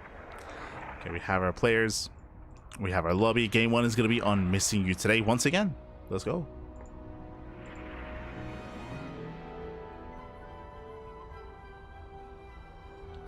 Oh, actually, oh god. This we're gonna. I just realized what that means. We're loading into Missing You Today here, and I'm a little bit concerned for ByuN. If you know anything about ByuN's TVP, you know why I'm concerned, especially with the comments that I made earlier about this map. Oh boy, we'll see. We'll see if Geralt can harness the power of Missing You Today, and we'll see if ByuN is going to be sick of him. Is he still going to miss him after this game? Oh no. A spawning in the top left-hand corner of Missing You Today, we have the South Korean Terran player. We have the red Terran representing Shopify. It is ByuN. And spawning in the bottom right hand corner, we have his opponent. We have the Polish Protoss player, the blue Protoss representing Streamer Zone. It is Geralt. And if you're in the chat, you know what time it is. It is Gamba time. Predictions are open. Place your bets on who you think will claim the series. Best of luck in the chat.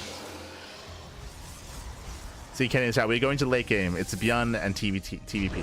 Yes. Yes. That is the trajectory that we're already on. So again, ByuN, as you know, we bring this up all the time. He is the most macro-oriented Terran player in the world in TVP. I'm not saying that other Terrans don't, you know, get into longer and later games. They sometimes do, but ByuN more consistently than the others does often get into longer and later games, into 3, 4, 5A setups, into split map scenarios, is typically ByuN's trajectory in this matchup. Not saying that he always does, but he does have a higher tendency of getting into that kind of game state. Now, my concern coming into Missing You today is that this is a very large map in the map pool, and unlike some of these other maps, one of the big benefits you have of gaining map control, which very often Protoss does do when they play against ByuN, like very often Protoss are going to be up like 1, 2 bases compared to ByuN, is the gold. The 2 gold expansions, not just 1 but 2. So if Geralt does gain map control, if he contains successfully ByuN on 4 bases, then Geralt's reward is going to be 2 gold expansions. And what that does in this matchup, if you know anything about late game or mid to late game TVP, you would know that it's very zealot heavy, where you build up your High Templar, your Storm, your Colossus, you have your core like set of robo units and your core set of like splash damage. You stay on a low gas count, so very low gases, hyper minimal intensive, mass zealots. And with gold bases, it means that you can be more active, more aggressive earlier on and max out earlier on as well. So that is my concern coming into this, but we'll see kind of where ByuN takes us, because for now, double gas, right? Double gas opener, faster factory, delayed CC, a bit of a more tech heavy start out of ByuN, and we'll see if ByuN can get damage done early on and slow Geralt down early on, if not kill him early on before we get into that late game. Otherwise, I do favor Geralt heavily on this map if we get to the late game, if we get there. Just because of these 2 gold bases. But we'll see. We shall see. Because in my mind, late game PvT, like, these are just free Protoss spaces. At least in my mind.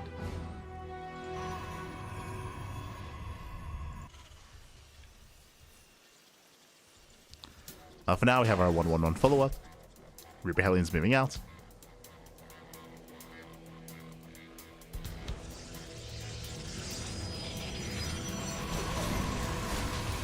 And we'll see if we can get into the mineral line. So far, Geralt is trying to keep up.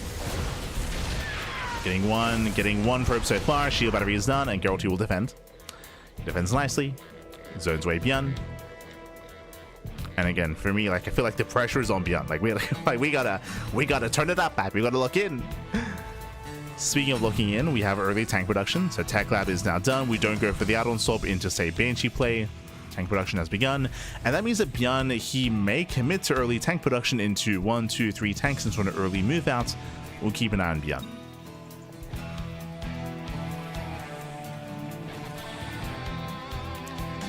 Liberator is on the way. Not going for the Banshee, not going for the Raven. We'll see how safe Geralt plays. For now, Blink. Twilight Council into Blink. We do have a 3rd expansion. Quite greedy, actually. Okay. And ByuN confirms. Really important here. So ByuN, he's aware of the greed. Geralt did go 2-gate. 2-gate Blink into a 3rd. Did get a Robo at least on 2 bases, but he did delay his gases. So again, a bit of a greedier build here from Geralt rushing into the 3rd base. And the pressure is now on ByuN to punish. And ByuN knows, right? ByuN, he scouted the 3rd. He knows what's going on. Can he do anything about it?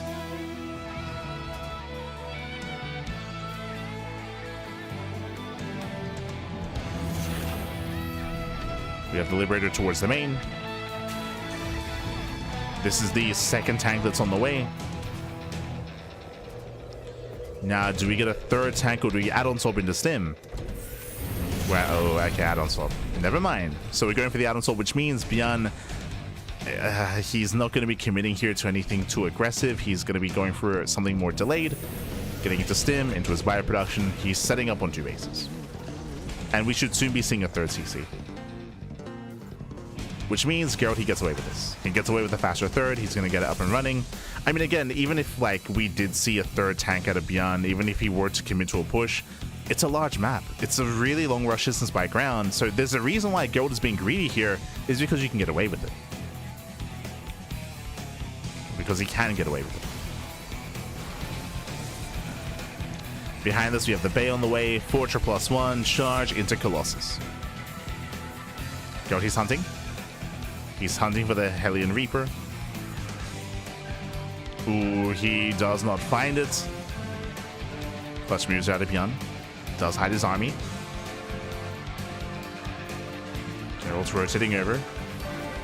Doesn't find a Marauder. Now, I expected a third CC. We don't see one yet. Stim is almost done. And Cody's paying attention. Blinks away in time.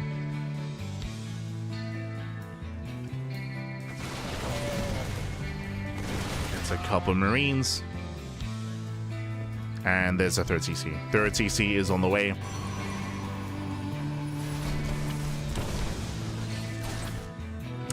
This is quite a committed move out here by ByuN, and he should not actually commit. Yeah, he backs up.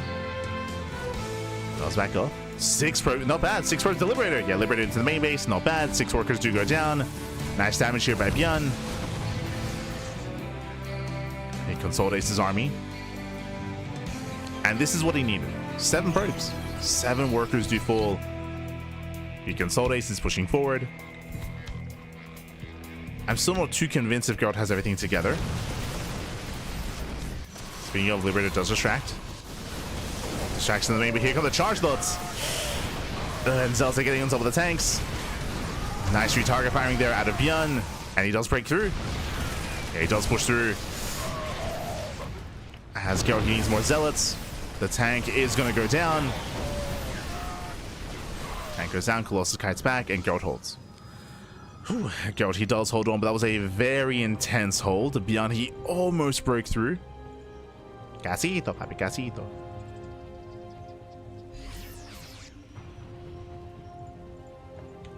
Again, ByuN, he still deals some economic damage. So Liberator was the MVP.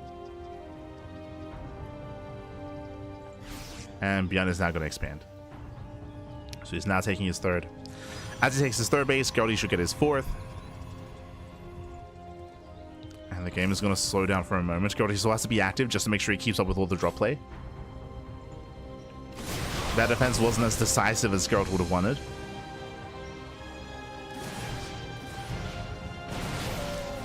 Oh. As Geralt pulls away. We have 2 Colossus so far. What's also important here is the new the new hotfix, if you recall, is the Ghost. The Ghost does have some extra HP. Is going to be a little bit more robust.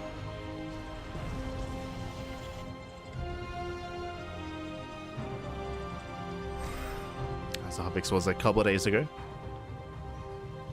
So Ghosts are building up. Zerg gets sniped. Oh.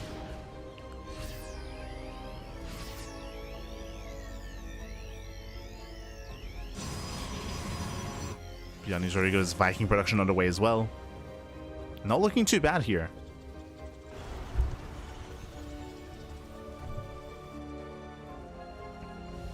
And again, what's important is that ByuN, he did retain part of his army, and he traded well enough where Geralt didn't just fully maintain, or he didn't fully gain map control. Geralt is still being threatened. So as I set up for a run by, the factory will scout. Despite that, it still gets into the mineral line. Gets 2. Takes down 2 SCVs. Stalkers get punished.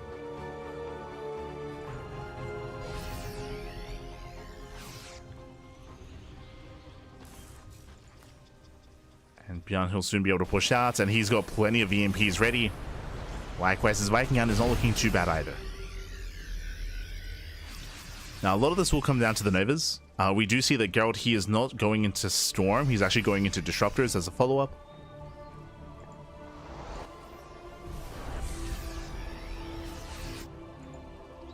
Again, if you've been watching TVP over the past week, you would know that Protoss players like Hero, like Geralt, like Classic, they've been embracing Storm less and less and going for more Colossus into Disruptor.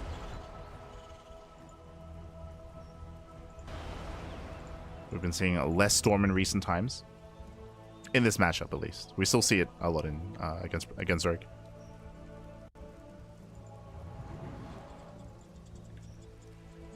That's also crucial as to why ByuN is getting a second starport. Second starport is done. +1 ship weapons on the way as well. It's up to 8 Vikings.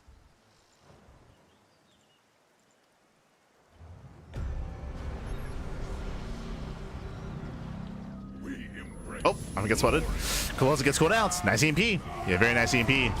Nova does graze the army. One Colossus to go down. And the Novas have not been good enough. Oh! Yeah, just grazing the army. A little bit too premature. And ByuN, he can break through. He can break through. He takes down every Colossus. Colossus goes down. Disruptor as well. And there's no splash damage. Yeah, without any splash damage, EMPs, they pop off. And ByuN, he can stim. He can stim. He can win. He can break through. There's just no army here. There's no army left. We do have a Zealot run by, and it's getting some damage down, but it doesn't matter. It doesn't matter. As ByuN is a little bit overstimmed, but he has broken the base. He's broken the 4th base, and from here he can just keep on pushing. And again, Geralt, his Novas, they just didn't connect. I think he had, what, 3 or 4 Novas, and he just grazed the army. Gets a decent Nova here. Saves on the Vikings. I mean, Geralt, he will actually clean this up, though. Okay. Uh-oh. He does clean this up. SCVs are going down. Geralt, he's still very much so in this. I thought that ByuN had enough. I thought he broke the base, but no. He kills 15 pros, but ByuN also loses 12 SCVs. Geralt defends. Geralt, he defends. He survives. He still has his 5th base up and running. ByuN has reinforcements on the way. I mean, the run by also delayed the rally. True. Delayed reinforcements. ByuN was stuck at home. Now, I will say that ByuN still has momentum. The big thing working in favor of ByuN is how long it takes to rebuild those robo units. We have, what, 3 Disruptors, 0 Colossus. So 0 Colossi here for Geralt. We need those Novas to connect. They need to connect back. Okay, that's the first Nova. There's 2 left. Count the Novas back. We're holding on to 2 more. Zealots trade well. This is a very Marauder heavy composition. Zealots do get on top of those Marauders. At the same time, ByuN dropping into the main.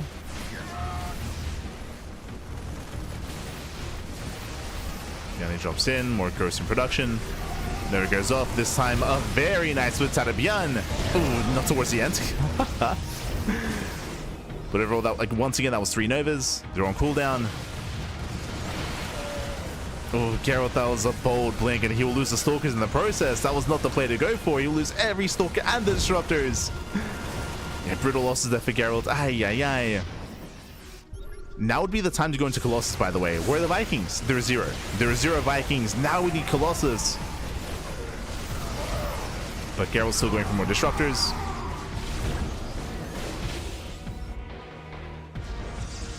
There's 1 Nova left.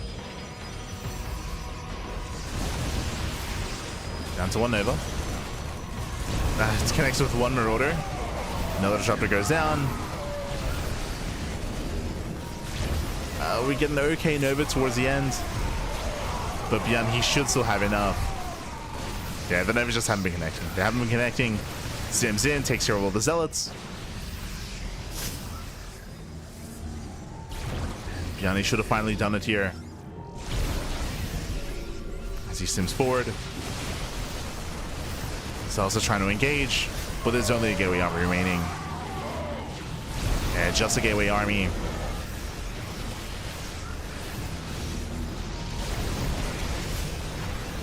As we have plenty of Disruptors, but again, there's just no damage output from them.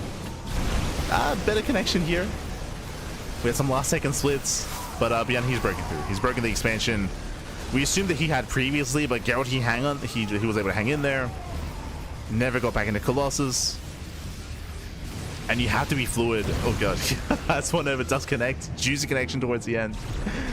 But you have to be fluid with your army. Like, once the Viking count gets low enough that you have to be able to switch back into Colossus just for some consistent splash damage. Relying on Novas like this, as you can see, is just not reliable. It's not viable. Yeah, hot pick up there out of ByuN. ByuN, he breaks through the bases, breaks through the expansions. GG gets called, and ByuN takes game number 1. GG. Whew. GG, well played. And ByuN, he was able to be quite aggressive here. Again, it all came down to that first push. We spoke about it, the move outs in regards to the first tank push, hitting the third expansion, that linear third base. The trade was quite close, and yes, ByuN, he didn't break the army, but he was able to trade well enough to make sure that Geralt didn't gain map control. We spoke about it after that fight did conclude, but it was very tense. It was very tense afterwards because Geralt, he didn't defend as well as he needed to. He didn't protect his third base as hard as he should have. We saw that the Liberator got 7 probe kills in the main. From there, ByuN was able to get the ball rolling and then eventually break out and snowball out of control. It was also a really rough fight for Geralt in the center of the map afterwards. If you remember, I'm referring to the moment where ByuN had 8 Vikings and he was able to kill 3 Colossus before the fight began. Right, we saw that Geralt, he was caught out in the open. He lost all 3 Colossus. I think he got like 1 or 2 swipes in, but it was very lackluster, and that was the last we saw the Colossus. Once they went down, we never saw the Colossus again. It was just a really rough start for the fight, really start to the fight. ByuN did snowball, and with that, we're now getting into game number 2 and spawning in the top left-hand corner of Winter Madness. We have the South Korean Terran player. We have the Red Terran for Shopify. It is ByuN. And spawning in the bottom right hand corner, we have his opponent. We have the Polish Protoss player. We have the blue Protoss for Streamers. It is Geralt. Here we go. So setting up. So we are settling in, and welcome for the first time tonight to Winter Madness. There are 2 maps that we have yet to feature. One was Winter Madness, the other was Andromeda, but we are here, we are back. This is another one of these larger maps in map pool. Larger map, more macro oriented, more defendable on 2, 3, 4, and 5 bases. So we'll see if we can get there. Now, unlike Missing You today, there are no gold expansions here, so there are no gold bases to be concerned about. So gaining map control is not going to be as rewarding as it would be on Missing You today, but what do you have instead? You have the high yield gas geyser bases instead. So to have some high yield gas bases here towards the center of the map, you can take them more kind of naturally as well if you expand towards your opponent.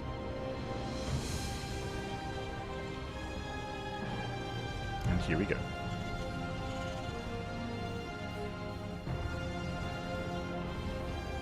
And we'll see if Geralt can have a stronger defense this time. Remember, when it came to the first push, the first wave of aggression, like ByuN, he was able to deal enough damage to make sure that Geralt didn't really get a handle on things. There was a lot of pressure on ByuN, and he pulled it off.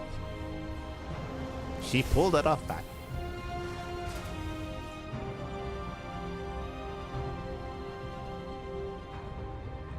I appreciate that we have the snow effect. If you remember, I think the last time I saw this was on the Christmas map, like from, what, a couple of years ago, like 2021?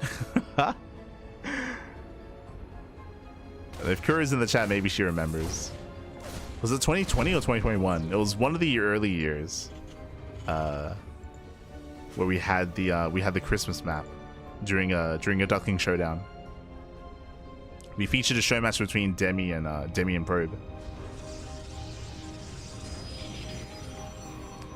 But I don't know if we've had have we had this like visual effect in a ladder map before? Like we've had plenty of snow maps, so I just don't quite recall.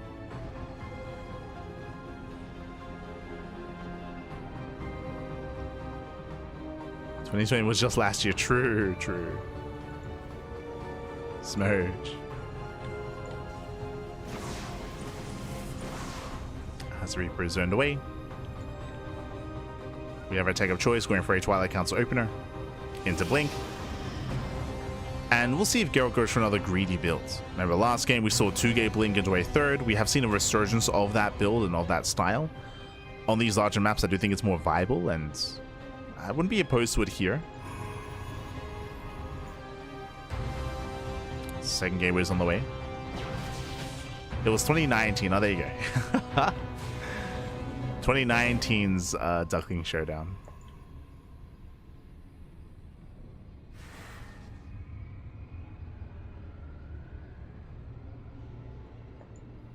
As ByuN this time is going to be opening up with a Mind Drop. Tech Lab on the Starport. Last game he went for Liberator production. This time we'll see if he goes for Libs once again or into Banshee play. Or even just a Raven.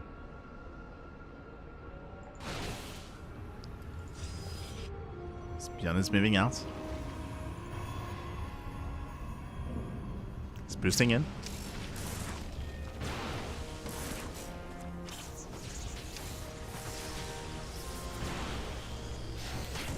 So far just getting one probe. Geralt does pull away. And oh good. Nice retarding, nice delay. Yeah, ByuN, he delays the mining, delays the probes. Geralt just cannot mine for his main base. There we go. Mine shot goes off, and ByuN, he will save the Widow mine. Pulls back in, saves the mine, pulls out, and really nice damage, getting 2 probe kills and so much lost mining time in the main. So a nice start for ByuN. Behind this opening of Raven. Oh, Geralt, he's attempting to intercept. He's attempting. He fans out. Oh, and he will barely miss. Yeah, Raven makes a pass, and yeah, Geralt, he's just a couple of seconds too late. Este Geralt. Widow mine, thankfully, is dealt with. The Raven moves in, and Geralt is out of position. Probe's going to be going down.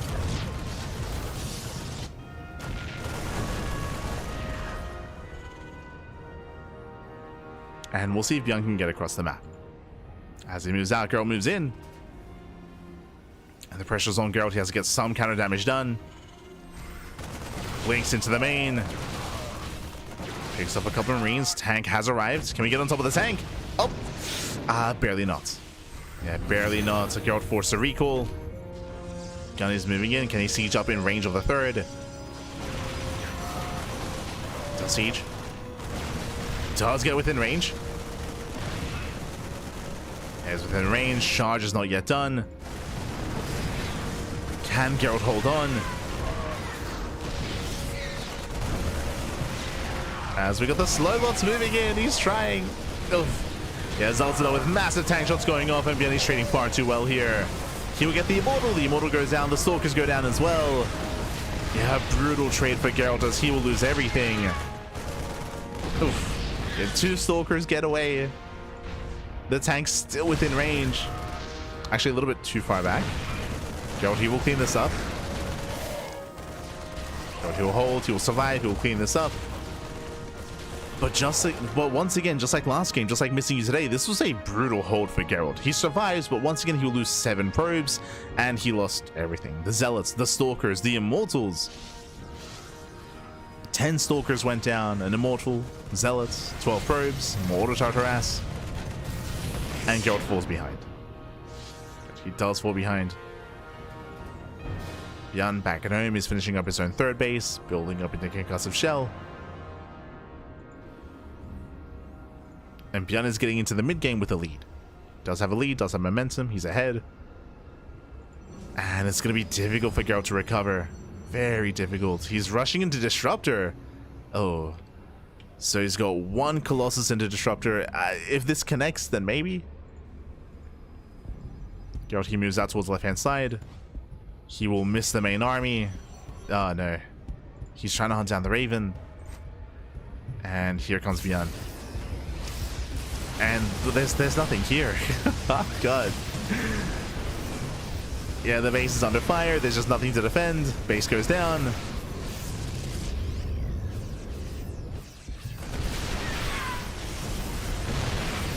Blinks in, baits out the shot. Here comes it over, doesn't connect.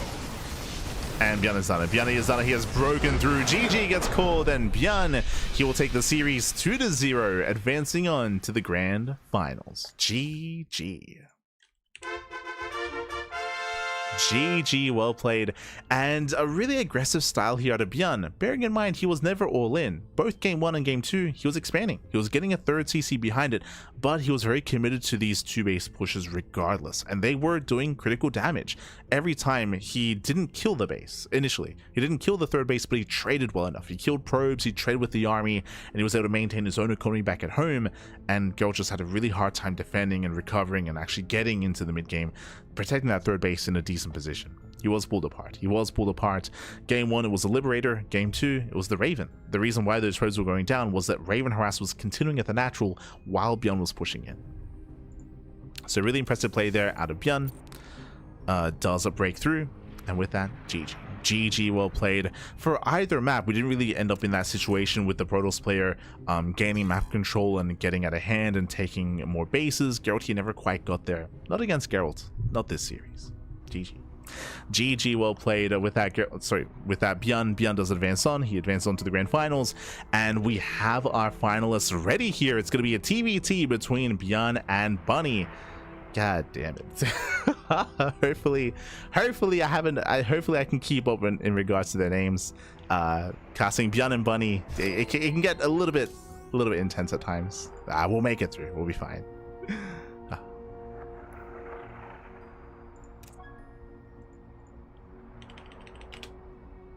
Here we go. But before we get into the finals, you know what time it is? It is, in a way, Gamba time. In a way, Gamba time. Here we go. It is time for the random raffle. La Rifa. Here we go. Every week, every Tuna Cup, what do we have? We have a random raffle, a random participation raffle for our players. There's something special we do have for our tournaments. Basically, it's a way to spread the love. It's a way to spread the love, a way to spread out that support. Bam.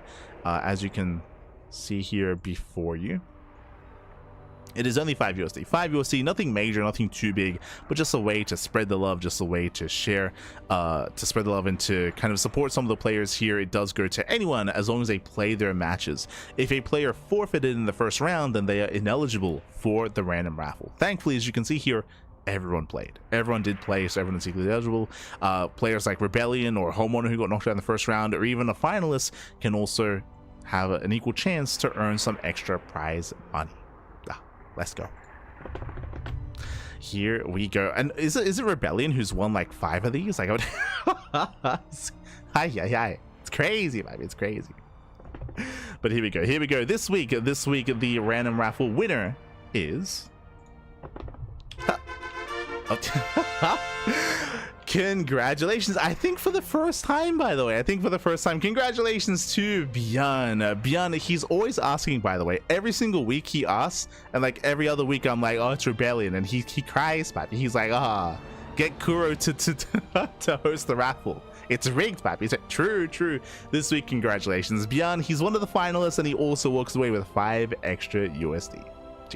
GG, well played. Congratulations. Congratulations here to ByuN. And we'll see if he's able to walk away with even more prize money as a champion, or if Bunny can knock him down. Again, Bunny, he's a very strong player in his own right. As we get ready for that TVT.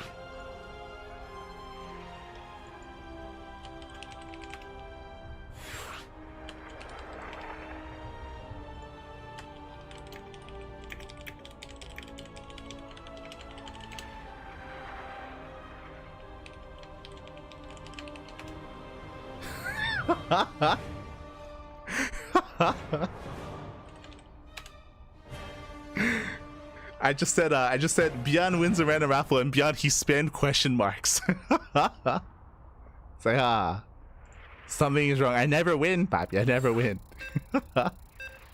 Este ByuN.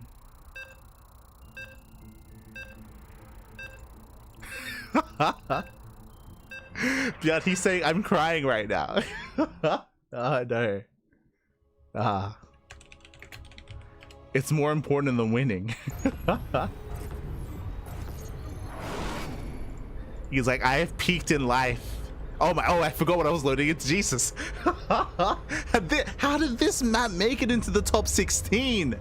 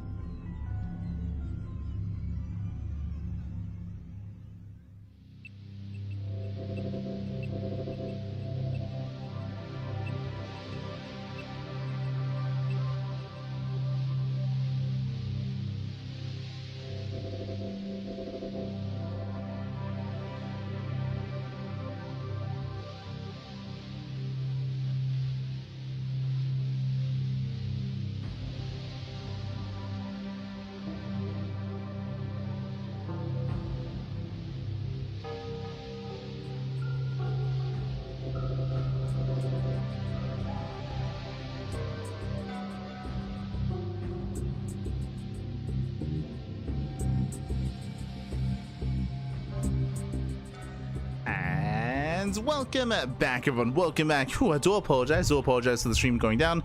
I also apologize if the quality of the stream is a little bit lessened here. For those, the internet just died. The internet did just die on us here, so I do apologize. Is just double checking to make sure the YouTube is still up.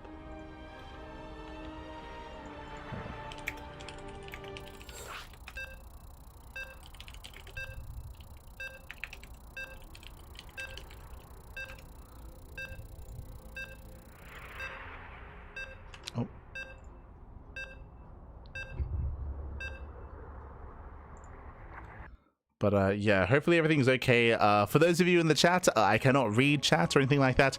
I'm currently using 4G. I'm streaming from 4G internet, so there may be a little bit of buffering. It may be a little bit unstable. I do apologize, but the show must go on. And spawning in the right corner of Andromeda, we do have the South Korean Terran player. We have the red Terran representing Shopify. It is ByuN.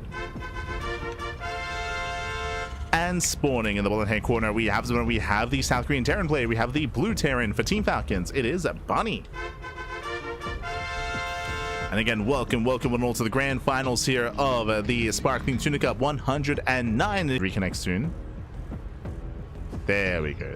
So OBS should be back, and we should be smooth sailing from here. The stream should have gone down one more time, so I do apologize. For that, but the internet just kicked back in. I'm now off the 4G onto proper internet, and again we have the proxy 2x. Now, what I was going to say here is that I'm shocked that Andromeda actually made it into the top 16. This map has its own issues, has its own problems, but ByuN does open up 2x Reaper, and Bunny is going for a double gas opener. What does that mean? Well, with double gases, we will have a faster factory set up here into a more tech-heavy start, a safe build out of Bunny, and ByuN is going to have a hard time pushing in, going to have a hard time breaking through. Not saying that this is a hard counter, but Bunny has the tools to defend.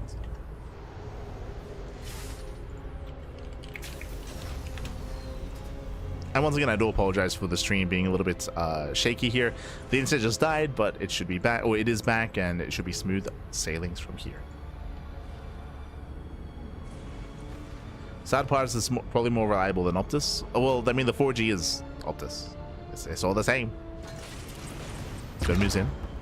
ByuN does move in. He wants that Reaper. The boys are being pulled. Factory is delayed. Not bad. A nice little delay there on the factory, but it should complete. Hellions on the way. And Bunny has to minimize losses until the Hellions arrive. Just minimize those losses. Hellions on the way. Now to 3 Reapers. ByuN goes back in. Does dip in. Gets another SCV and another. Oh, it's getting out of hand. 4 or 5 SCVs. He gets 5 SCV kills. Bunny the Hellion has arrived, and ByuN has to get the hell out of there. Has to pull away. And Bunny has defended, but he lost a lot of workers in the process.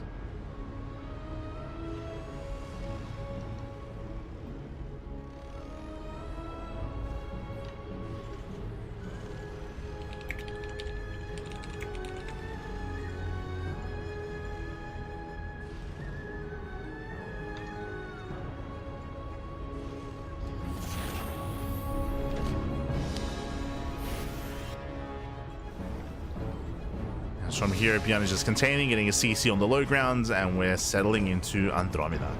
When it comes to this map has a relatively secure 3-base setup, has a shorter rush distance by ground, and well, I mean, we'll get into the aspects of the 3rd base itself once we get there.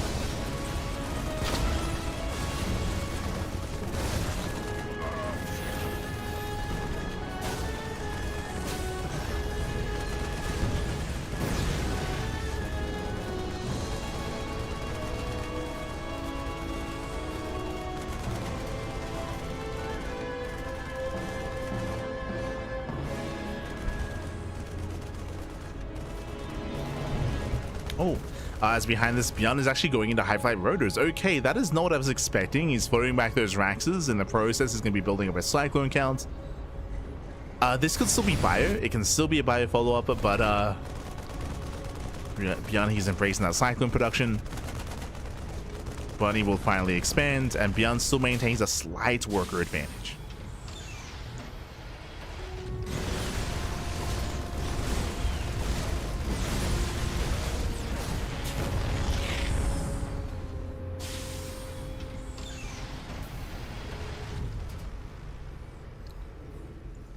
Hidden worker, slightly hidden economy. ByuN does move out.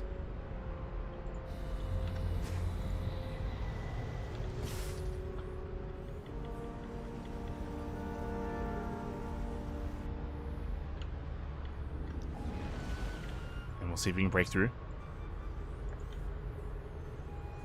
Oh, there's a Moopy there. Oh, let's go. Beautiful. It's very cute. Oh. As ByuN does boost away. Breaks the lock on. Delays the third CC. Very fast third CC here out of Bunny. Yeah, Hybrid Greed. At least ByuN is aware.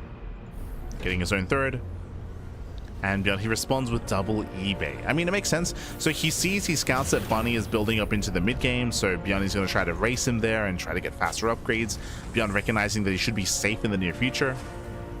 And the game will soon slow down. Now, when it comes to the third bases and when it comes to what I was referencing earlier, it is just how secure the center of the map is, how short the rushes is from one third to the other, how quickly armies can move across the map, how aggressive you can be, and how difficult it's going to be to survive said aggression. But we'll see. We'll keep an eye on our players.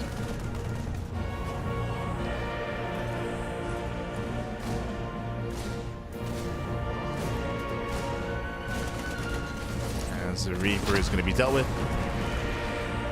If it does go down. Likewise, Bunny, he does attempt to break out of the contain. Attempts to. We spoke earlier that despite despite immaculate accelerators, it is going to be bio out of ByuN, of course. Did build up to 3 Cyclones. And he's attempting to delay the expansion, but Bunny's here.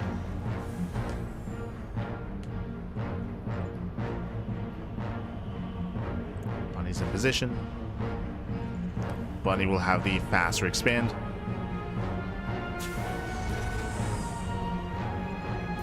ByuN not too far behind.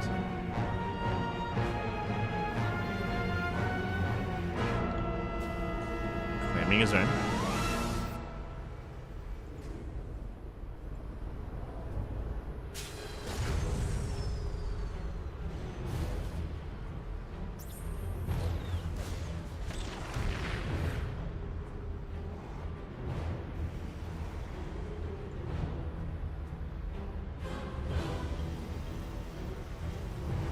Claim his own base.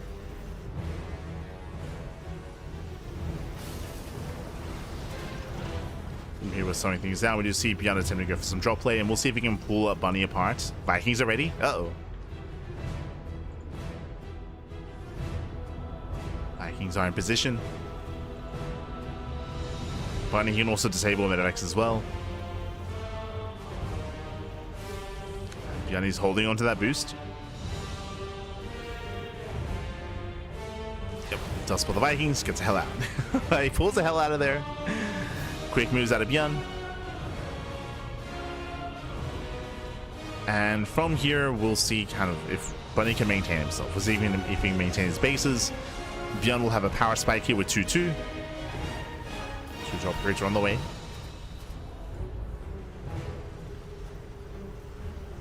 He's securing himself with that center tower. The forward base here is a high-yield gas base, and I want to say that a defending a turtling player can push forward and take this expansion themselves. We'll see if Bunny goes for it. ByuN going for the linear fourth base.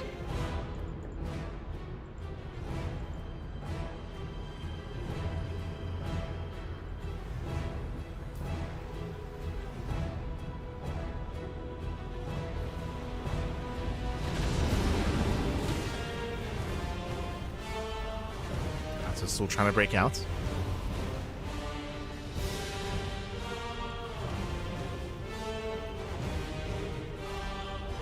Bunny skirts around the edge.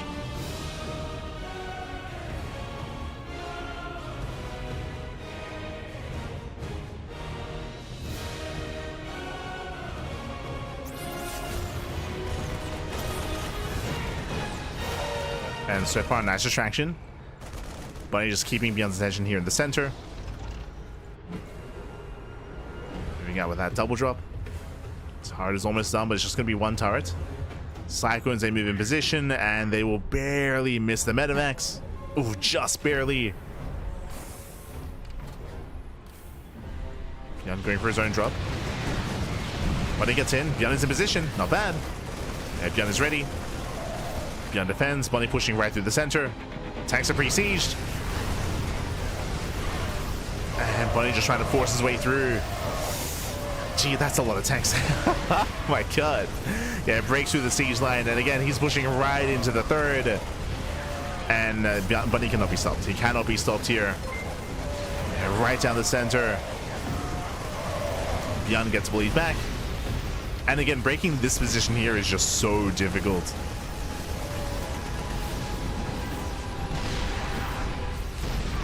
And ByuN cannot defend against this. Cannot hold. He will lose the third. And we just keep pushing. Cuts ByuN up on the fourth. That's going to be a kill. Yeah, fourth base goes down. And again, these center pushes here, like this center attack path is insane.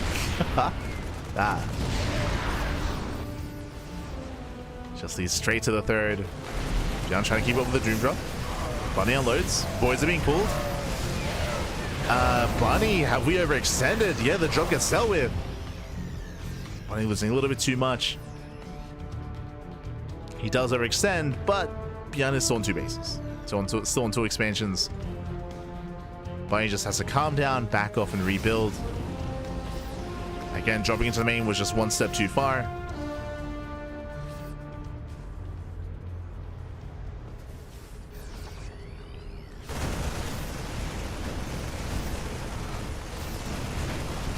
To the point where ByuN did actually maintain his SCV count. Okay.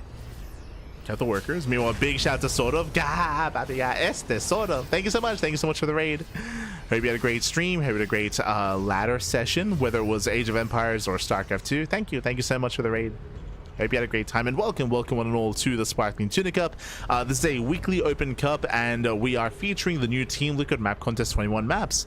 Bearing in mind that voting will soon be open, I think Wardy is still hosting his tournament, the TLMC tournament. Once that tournament wraps up in a couple of days, that is when voting will open up. So you yourself, your vote matters, your vote does count. You can be a part of the voting process of the new map pool in StarCraft 2.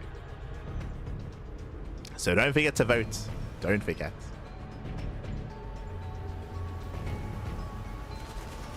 As is the finals of our tournament, TVT.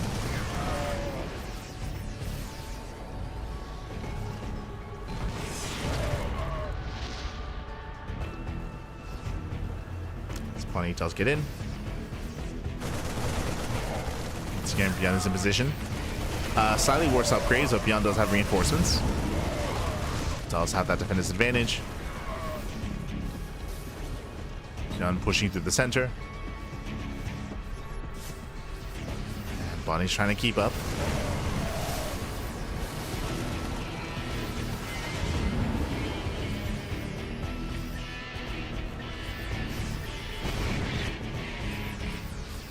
And who catches who? Bunny does react. He does unload. But he's getting caught out. And ByuN, he will take the fight. Oh, forced to pick up. Forced to pick up. ByuN pushing forward. Both armies are maxing out.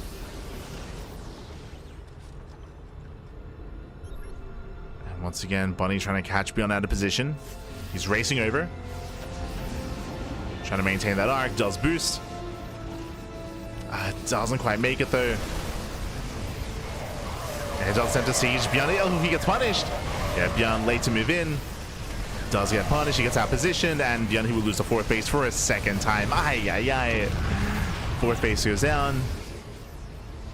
Again, ByuN, he was racing him back home, but didn't get there in time.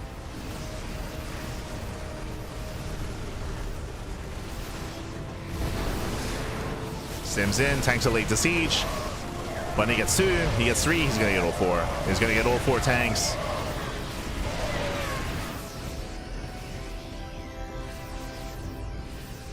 Bunny just bullying his way forward. He's maxed. ByuN still just cannot keep up. ByuN, he almost recovered. He almost recovered in this game, but again, getting caught out of position on this map is just even more brutal than usual. It's so punishing.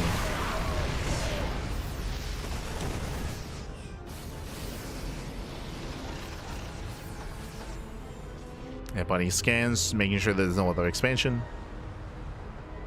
Make sure that ByuN has no more mining.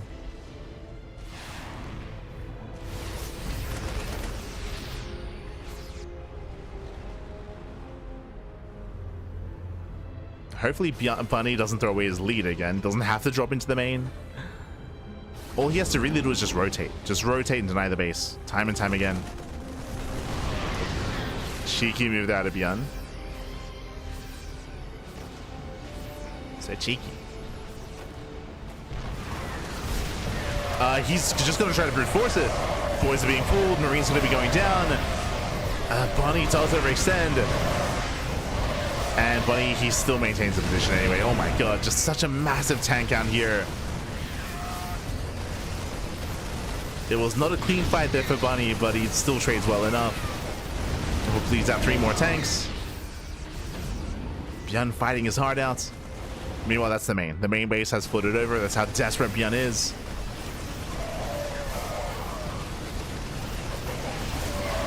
Push over the main. Bunny's rotating over. And ByuN should not be able to maintain the space.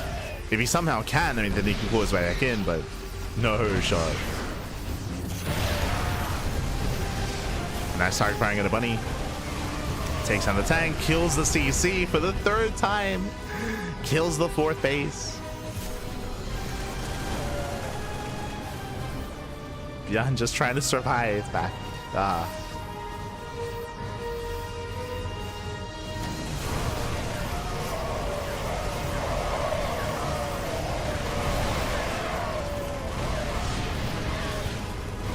From here once again, Bunny, he breaks through. Takes care of all the tanks. And outside of Bunny making an epic mistake, yeah, GG gets called. GG gets called. Bunny snowballs out of control, and Bunny takes game number 1. Whew, GG. Does take game 1, does take a lead in the series. Again, a very intense game here. Winding it back, it came down to the first push of Bunny when he was able to outposition ByuN and break the 3rd base. If you recall, ByuN did recover after that, where Bunny overextended and dropped into the main base. And we saw a second time that ByuN was caught out of position with Bunny racing him across the map to the 4th. We saw that both of them were kind of like lined up with each other, parallel to each other, just trying to race back. In the end, Bunny got there first. He was able to siege up first, and with that, take a much stronger fight. And with that, broke the 4th base and never allowed ByuN to actually get a 4th up. Never got a 4th base up and running. GG, well played. Bunny takes a lead, and now we're getting to game number 2.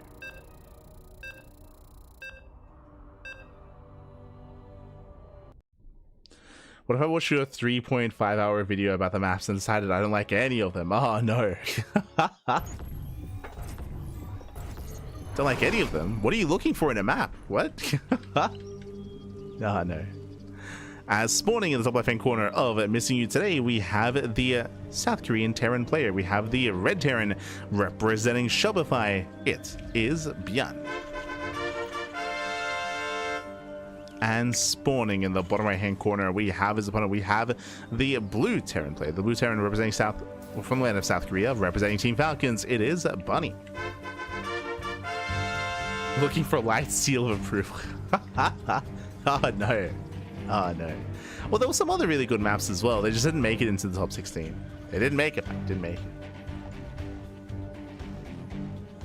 it. There's some good maps. There's some good maps for sure. Once again, 2 games in a row. ByuN going for the 2 racks Reaper. Let's go. Does open proxy 2 racks. I mean, I think the 2 maps that I'm most fond of that come to mind are 10,000 feet, right? Like, I think as a rush map, I think I'm quite fond of 10,000 feet for what it does, for what it brings to the table. And I'm on the fence about Celestial Enclave just because I have yet to really see like a macro game on it. Like I just haven't been able to see Celestial Enclave actually play out. So I can't with full confidence say anything about that. Smurge, buddy, smurge.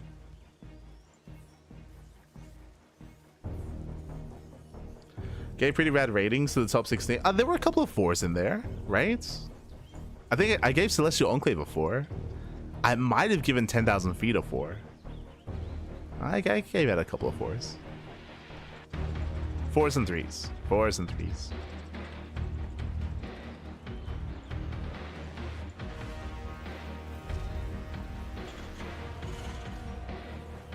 F for class. Yes, F for Castle Quest. Smurge, baby, smurge.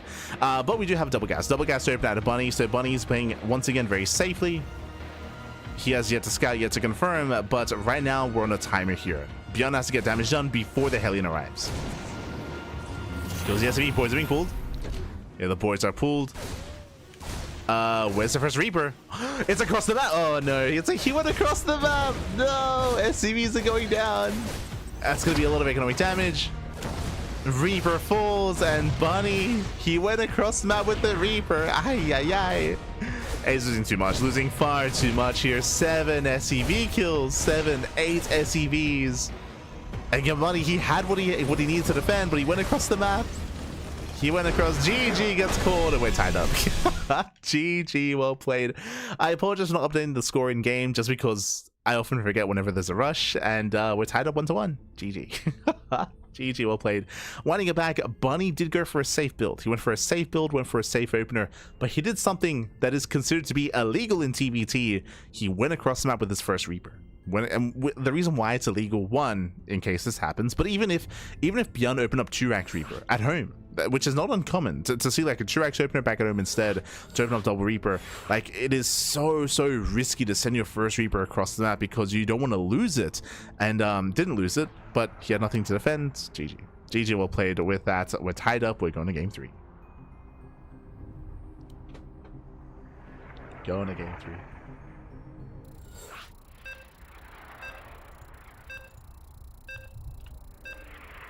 Let's go. Let's go. The light grade curve 4 is an epic achievement. It's good. It's good map. Good maps even.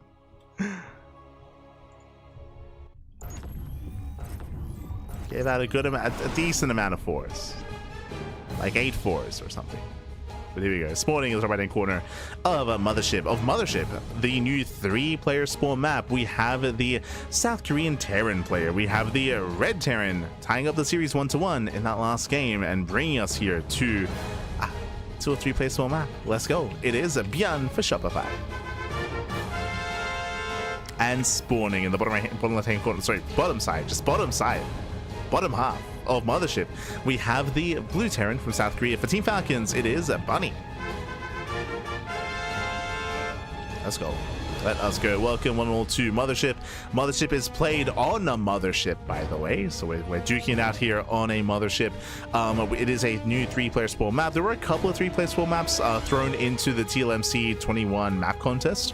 This is the only one that made it into the top 16. I will say that I would agree with that sentiment as well, that this was probably the best 3-player spawn map in the map contest. I'm a little bit disappointed that none of the 4-player spawn map makes it through. None of the 4-player spawns. There were some really interesting ones and maps that definitely had my attention, but unfortunately they didn't quite make the cut. Unfortunately. And here we go. Bunny does scout top right. Does scout top right. Is going to be a double gas to open out of Bunny. Meanwhile, ByuN opening up single gas, going for a more greedy economic start. Now, SCV scouts are not really too common, but here on Mothership, I mean, you do have to confirm where your opponent is, where they're coming from, especially after ByuN proxies 2 games in a row. So Bunny confirms that it is a more economic start. He moves down to delay the CC, and ByuN goes for a CC on the high ground. Again, he's forced to get on the high ground instead, but again, economic start out of ByuN. We'll see if Bunny can get some damage done early on. Here we go.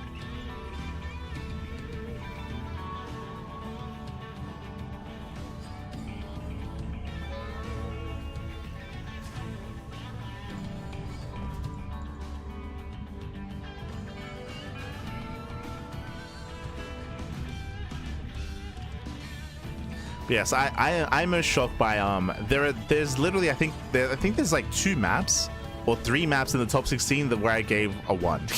I gave them a 1 and they still made it through. It's crazy. It's crazy. But that did happen. did happen.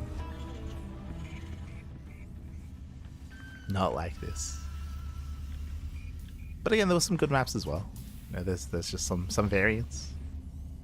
At least in my opinion. Of course, it's only my opinion. It's other people's opinions involved as well.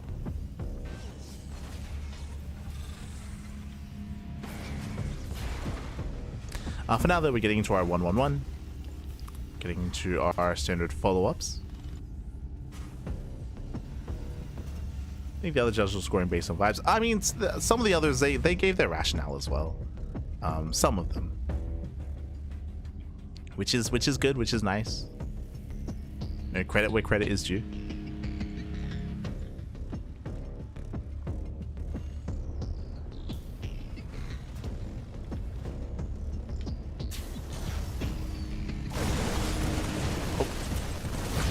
He does poke in.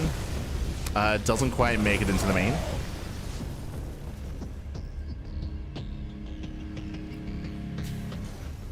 And so far, ByuN, he should be able to, yeah, establish his natural, building up into Ravens, and getting into a longer game state. We didn't really get to talk or get much into it here, but welcome to Mothership. We do have a very secure 3-base setup. We have our natural, we have our third base as well. The third base can be opened up a little bit more in a longer game once these rocks get knocked down, but overall here it is relatively secure as you have to defend this central area between your third and your natural. We do have our linear fourth base, which is also a little bit more open. It looks like some players haven't quite noticed, but I mean, I didn't notice either. This area here is actually traversable. This is like a transparent floor. Units can traverse, so this is actually more open than otherwise it would seem to be. And we'll see if we do end up in a more standard mid to late game. We'll see if we can get there. As again, like the 4 or 5 base setup is relatively open, relatively abusable. You have to be on top of your scouting, on top of your map awareness to keep up with your opponent's movement. Third CC on location. ByuN's being greedy.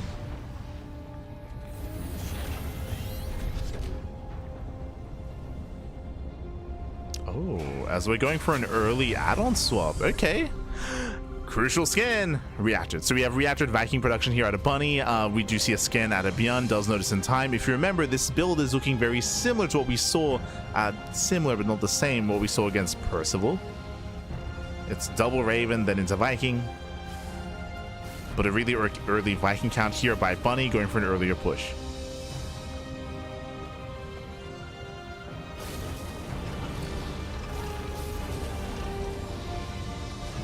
And speaking of, we're getting ready for the move outs.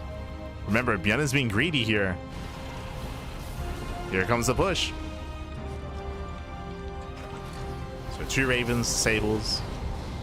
We have Viking reinforcements. ByuN, he's in the main attack path. Bunny skirts around the edge. Yeah, ByuN is not aware. ByuN, he does have a spotter marine. Ready to plunder. And ByuN, he will spot the army. Armed and ready. He pulls back. Tanks do siege. He's got his own Ravens. And Bunny, he rotates. Just looking for a way in. Rotates over, nice lock-ons on the Ravens. Oh! The Ravens have to pull away. ByuN does keep up. But here come the tables. Gets one. Tables both. Quick on siege. A quick on siege out of ByuN. He pulls away. He saves the tanks. Very quick moves.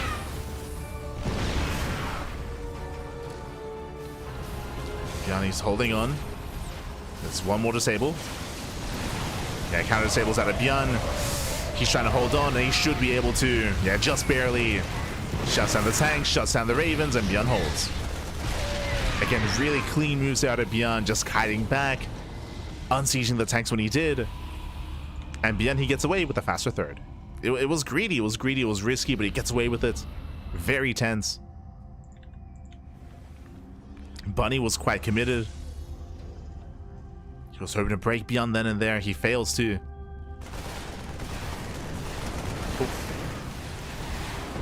Yeah, Bunny, GG. GG gets called. He loses the Vikings, and ByuN, he will take a lead in the series 2-1. Whew, GG. GG, well played. Very impressive play there by ByuN, by the way. I hope that I want to wind it back. I want to put a lot of emphasis there on the vision, on the scouting. ByuN, he missed the early like rotation of Bunny, but he had a spot of Marine, he had his spot of Cyclones, he was able to spot the movement eventually, able to rotate in kind. He was keeping up every time we saw a rotation of the Bunny, and more importantly, he was able to barely unsiege in time, save those 2 tanks, which were a big part of that defense, to make sure that ByuN, he held, he survived, he got away with that 3rd CC. GG. GG, well played. It was very committed play there by Bunny. And ByuN, he survived. And now we're getting into game number 4.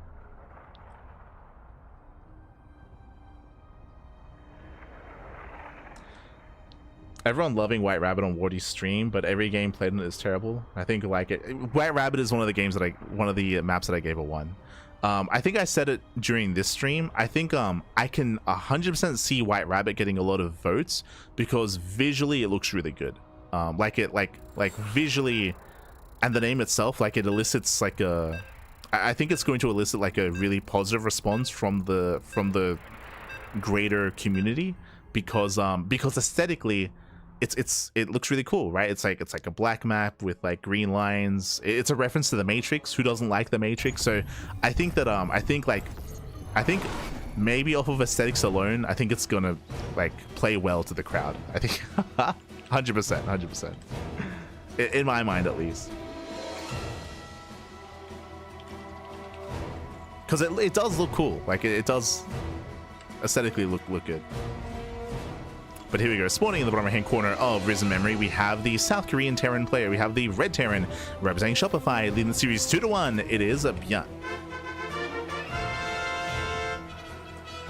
And spawning in the top left hand corner, we have as opponent, we have the Blue Terran player. The Blue Terran, we have the Blue Terran for Team Falcons. It is a Bunny.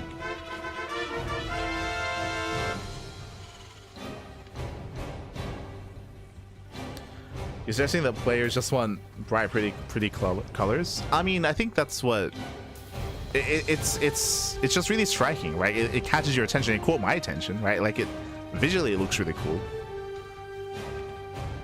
I don't think the greater like player base really cares too much about like balance, the balance of the maps. I get if it looks cool, they want to play on it, right? I do think that's a big part. Like, I think Mothership is going to rate really highly as well. I think that Mothership is a really well-balanced map, but at the same time, aesthetically, it also looks really good, which helps, right? The idea of playing on a Mothership, like, I think that also, like, elicits, like, a positive response. Like, it's a cool, like, idea and a cool, like, aesthetic of making the map look like a Mothership. Helps that it's well-designed, but, like, I think it's going to... And it also helps that it's 3-player as well. But I think it's going to play well to the greater audience. But here we go. We are going to be getting into Risen Memory once again. 2-ranked Reaper for the 3rd time this series. 3rd time. Let's go. This time from Bunny though, not from ByuN. ByuN opens up double gas. Ooh, double gas open out of ByuN. ByuN, he's scouting on the right hand side, so safe opener here from our Red Terran, and he should not be moving out with the Reaper. He should not be moving out. He should be keeping it back at home. Now it comes down to the reaction. ByuN, he has to pull back. He does. Yeah, he pulls back in time. He'll lose 1 SCV. And he has to pull the boys. He has to pull the boys, protect his Reaper, and protect that factory. Reaper pulls away. Hellions in production. We'll lose 2 SCVs. Second Reaper arrives. He trades 1-1. Ooh, he out-trades. Oh god, he out-trades. He shuts down the Reaper, and ByuN holds. ByuN holds, ByuN defense. The fact that this is a double Reaper cliff is brutal because Bunny took an extra shot on the way out. Took an extra shot to the face.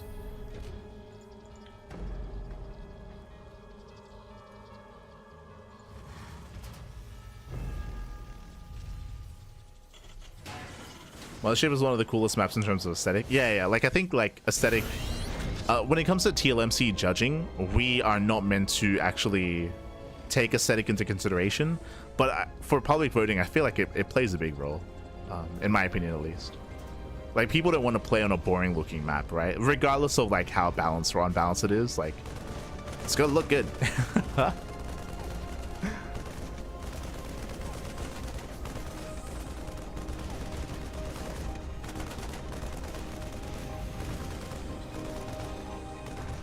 But with that, ByuN, he holds quite well.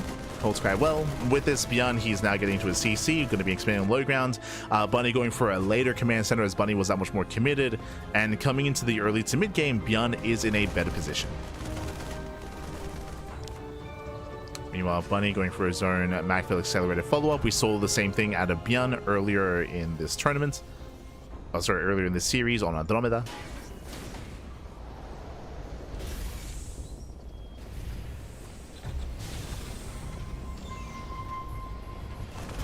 Yeah, true. I think I agree with that federally. I agree.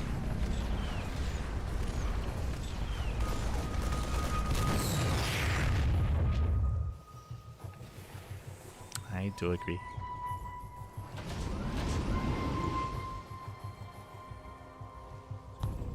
Which is why Castle Quest should have made it through.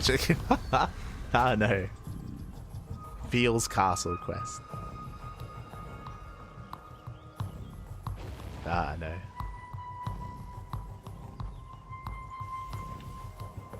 It's fine. Because of the early damage, because of the early, I should say, deficit of Bunny, he's rushing into a third CC, so that's his way to recover in this game. Rushing into a third base. Meanwhile, ByuN, he drops in, and he will scout the timing of the third expansion.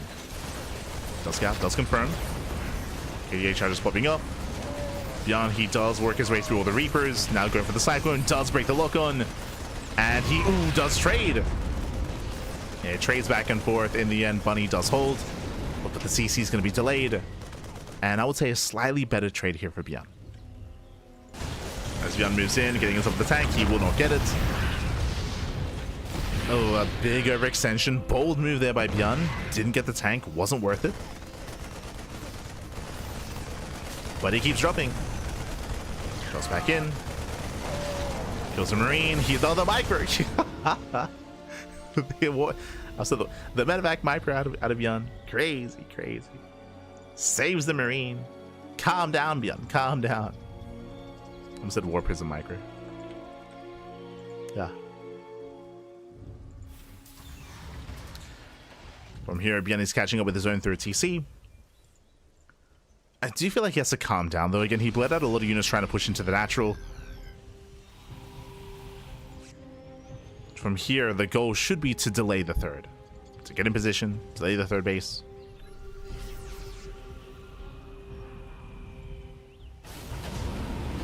They'll siege up. From here, he is within range of the CC. How do you lose the tank? Tank does barely pull away in time.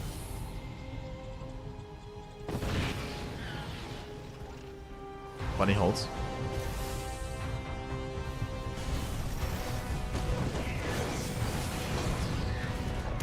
Bunny holds, he does defend, does get 4 CVs in the main. Not bad here by ByuN.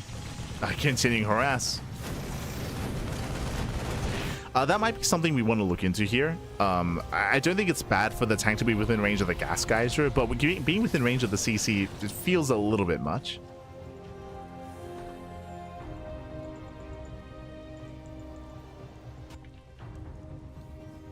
Wasn't sure on that.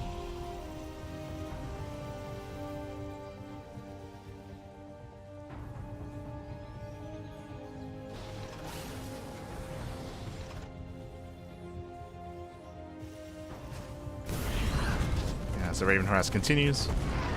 Gets 3 more SCVs. Raven is still alive here behind the main.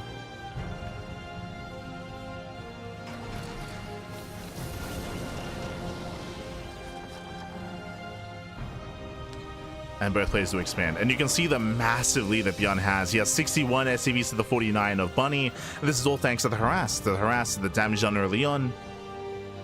To the trades that ByuN has had, and to delay on the third base. Despite building the faster third base, it took a long time for it to actually land on location. Thanks to the aggression of ByuN still being active. And we spoke earlier about how open this expansion is. Now, this high ground can be used quite effectively here from the defending player. You can make use of it to defend this this kind of alleyway into the third. ByuN looking to move in. Once again, rotates. Once again, is going to get within range of the natural CC. Sorry, if the gas guys are even. And within range of the CC as well. Yeah, like this position is brutal. Like I don't think this is intentional, by the way. Like killing the gas is one thing, but the CC being within range of the tanks here is brutal. 5 SCVs going down. And he rotates, drops into the main.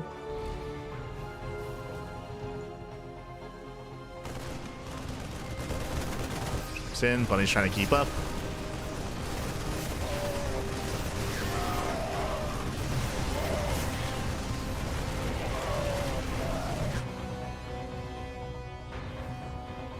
And while ByuN did respond into the main, now we just see ByuN pushing towards the third. Oh, actually, never mind. Does siege up in the center. Here come the Ravens. ByuN is out of position. He will lose all these tanks. Yeah, massive catch for ByuN. Getting 1, 2, 3, up to 4 tanks. ByuN out of position. He will lose not just 4, 5, 6 tanks go down. And ByuN plummets in supply, losing 7 tanks. Where was the army? Dropping. The army was loaded up, was dropping across the map, but this is not worth it. ByuN defends, and he attacks. And again, ByuN had such a strong start to this game. Such a strong start. He just lost 7 tanks for nothing. He lost 7 tanks for a handful of Marines. And ByuN, he's snowballing from here. ByuN has a massive lead, a massive advantage. He should not stop. He shouldn't stop. He shouldn't slow down.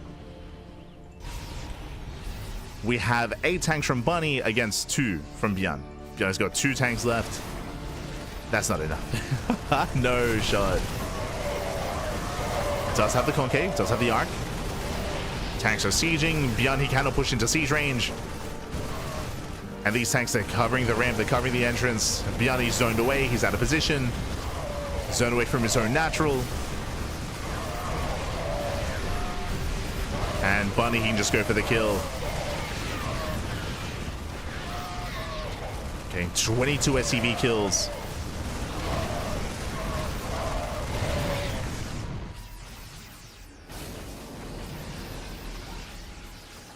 SCVs, denies the natural. ByuN can try to collapse in. He's going for it. He stims. He stims in. Nice CranKy comes in for the surround. Oh my god. Surrounds the army. Resets the tank out. We gotta go. We gotta go. Send it across the map. Keep going. ByuN is committed. We gotta go. What do we have at home? Third base is exposed. We have a good amount of Marines. Good amount of bio.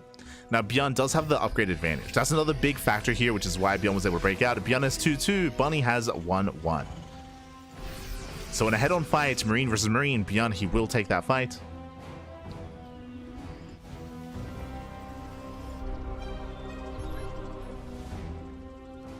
Oh, but he's running into tanks. Meanwhile, ByuN, he did have a 4th base up. And hey, economically, he's keeping up with ByuN. The 4th base was untouched. ByuN, he's not aware. He never scouted. He never saw. He never saw the 4th. Another way that ByuN actually has a comparable economy. So we have a back and forth. Very tense. Ooh, tank is on siege. Yeah, tank was on siege. ByuN has to get the hell out of here. Oh no! He runs into a wall. Yeah, he has to stand and fight. Oof. ByuN, does he have an armory? He does not. Yeah, no armory, so no 2-2. That's a big oversight here from ByuN. Especially if we're getting into a longer game.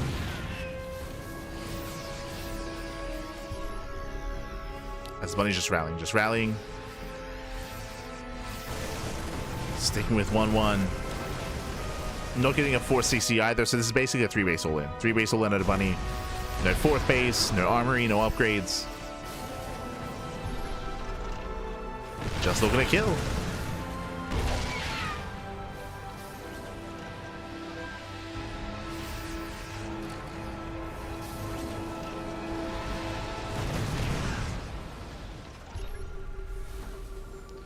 ByuN has a 4th base I'm running. He doesn't need to do anything. Actually, true. Like, as we were pointing out, like, this 4th base is huge for ByuN.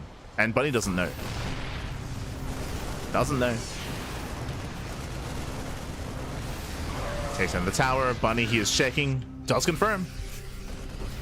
Confirms the expansion. Now the pressure's on Bunny.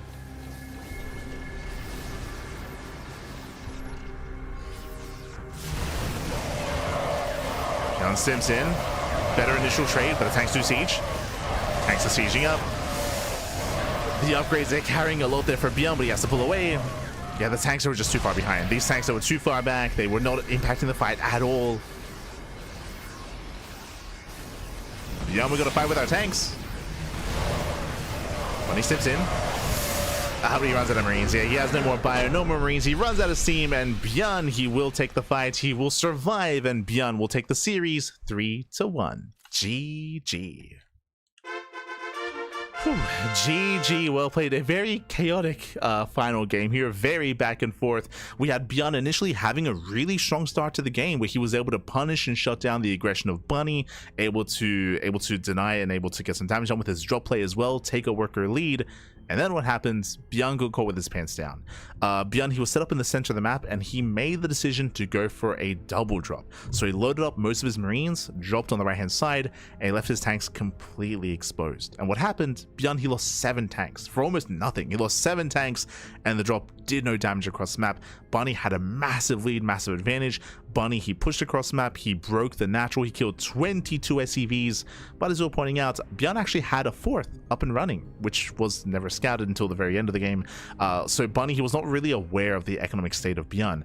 Bunny, he actually tried to push into the main base, and you can definitely argue that Bunny, he overstayed his welcome. He broke the natural, he got 22 SCV kills, he stuck around, which allowed ByuN to set up for the surround, which caught me off guard, caught Bunny off guard. ByuN pulled off a crazy surround with his Marines, was able to clean up and then take it from there.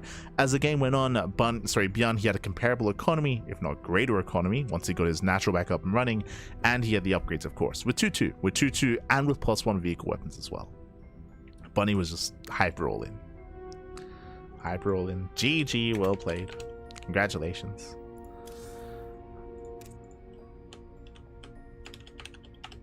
GG, well played. Congratulations. With that, ByuN does claim the series, does claim the tournament, and he's going to be this week's Sparkling Tuna Cup champion. GG, GG.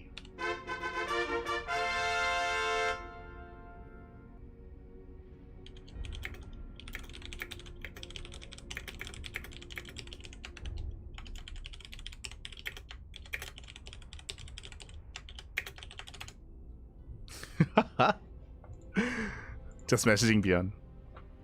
Like, did you have any thoughts on the new maps? It's like, did you have any thoughts on new maps? Mothership greater than Last Fantasy? he's like, no, Mothership is so big. It is a big map. It is a big map. I think he's a little bit scarred from his series against Geralt. When he played against Geralt, he just took full map control, and ByuN had a really hard time on Mothership. Yeah, ByuN, he's like, Terran is more good on Last Fantasy. which is true. Which is true.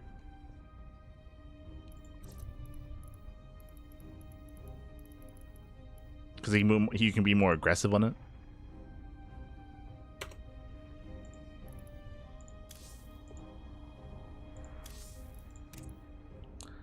Let's see. What other maps did he play on?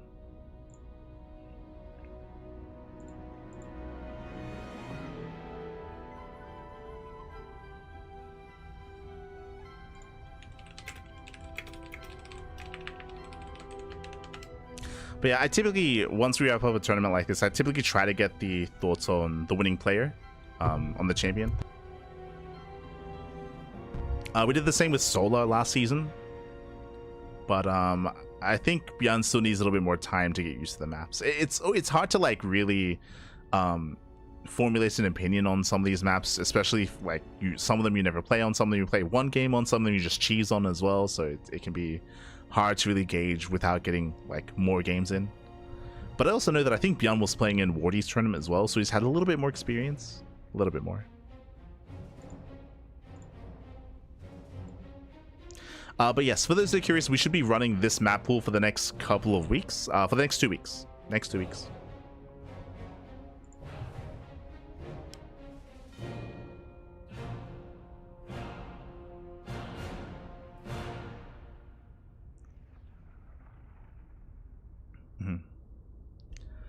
And ByuN, he said that he doesn't think that these season's maps are going to be too good for Terran. They're all too big. I will say for this map pool that we made, there are a lot of really big maps. Let's have a look here. So when it comes to big maps in this tournament map pool, we have Celestial Enclave, we have Missing You Today, we have Mothership, we have Taito Citadel, we have White Rabbits, and we have Winter Madness. 6 out of the 9 maps in this tournament are huge. So I would agree.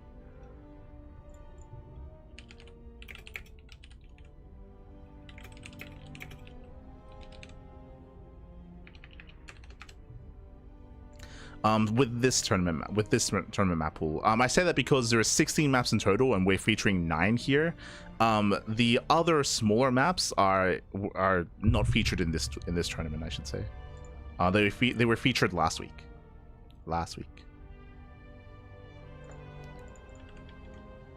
So what are the smaller maps? Let's have a look. Tuna Cup 108. Let's have a look here.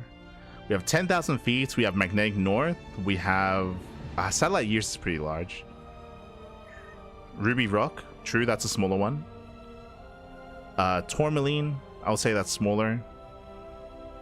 And yeah, Satellite Years I think is a little bit larger. It's maybe a little bit more middle of the road. But yeah, the smaller maps were in the previous map pool for the new ones. But I would agree, like, there are, in general, a lot of larger maps. I would hope that we have a nice balance when the map pool is constructed. That'd be my big concern. But it comes down to the voting.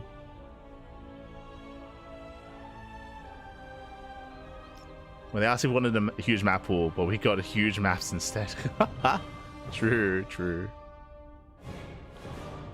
I mean, there are a lot of big maps here, but again, it comes down to like how the map pool is constructed, because there are some smaller maps as well, and hopefully we have like a nice balance of things.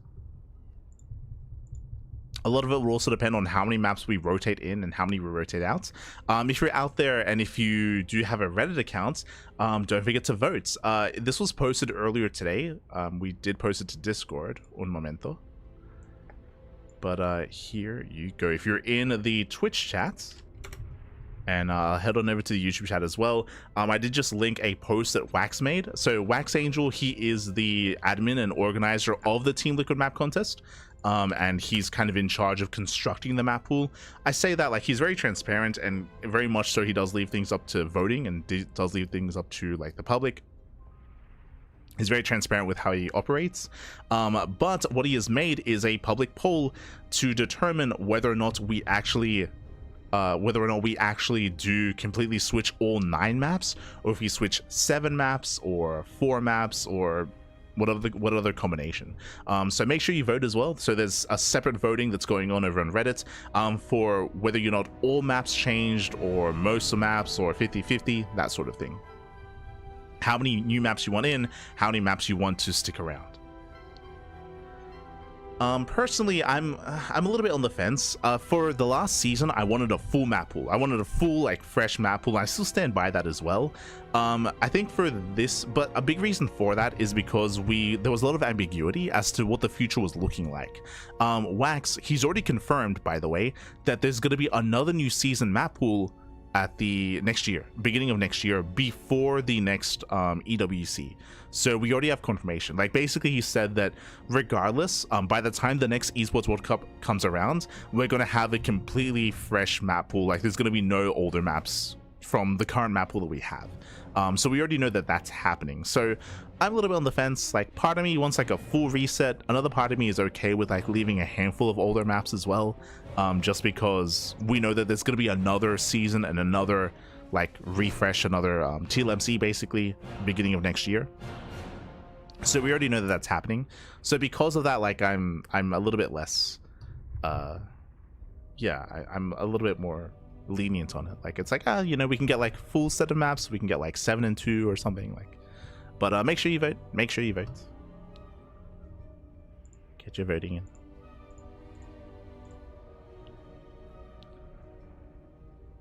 When it comes to which maps stay and which maps leave, if we do get like a combination of the two, it's going to be up to Wax to like make that determination. That's true. make sure you get your votes in. And likewise, for the Team Liquid map contest, voting isn't open yet for the maps, but they soon will be. So make sure you're able to cast your votes for that as well. I would say, I think the one thing that I would say, I don't want to tell you what to vote for, is to make sure that you have a nice balance when it comes to voting, when it comes to what you want in the map pool and what you don't. Because I do agree with what ByuN said. I mean, I can see it right now. There are a lot of really large maps, so when you do vote, I would say that it's really good to have like a nice balance of things. Make sure you have some small maps, some large maps. Make sure you have a nice balance of things. Because of how many large maps there are in this map pool, I do agree that might, you know, swing things a little bit too heavily in that favor, where we just get a lot of really big maps. There's a higher chance of that happening, just because of the quantity of larger maps. For sure. I do agree. I think part of the reason for that is that we didn't really get a lot of rush maps in. We got 10,000 feet, and we got the other one, 10,000 feet, and we got Magnetic North. I think that's it. I think those are the only 2 rush maps out of the 16. I think only 2 rush maps made it through into the top 16. So I think that's also why that's kind of like skewed a little bit more in favor of larger maps.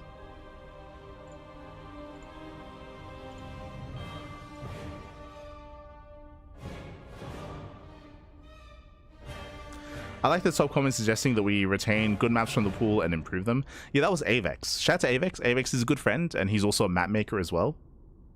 His suggestion was that if we do leave some old maps, and I think it's important to bear in mind that he's not like advocating for keeping the map pool as it is, but he's saying that if we do keep some older maps, like it would be a good idea to like update them, which I would agree with. It is maybe a little bit more work. To ask the original map maker to like go in and to work on that map, but I do like that idea for sure if we leave some, right? Just because they get stale really quickly. Like I'm sick of Ultra Love, I'm sick of ley lines as well. If they did get like a nice like aesthetic change, or if they had some updates to them, like that'd be really cool. I do agree. I like the idea. Whether we can actually make that happen is another question.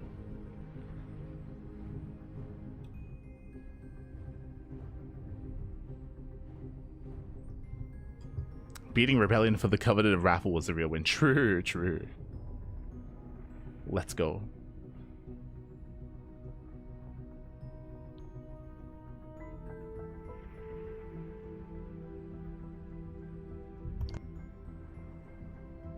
I decided making a return of Kuro's Magpie list. Let's go.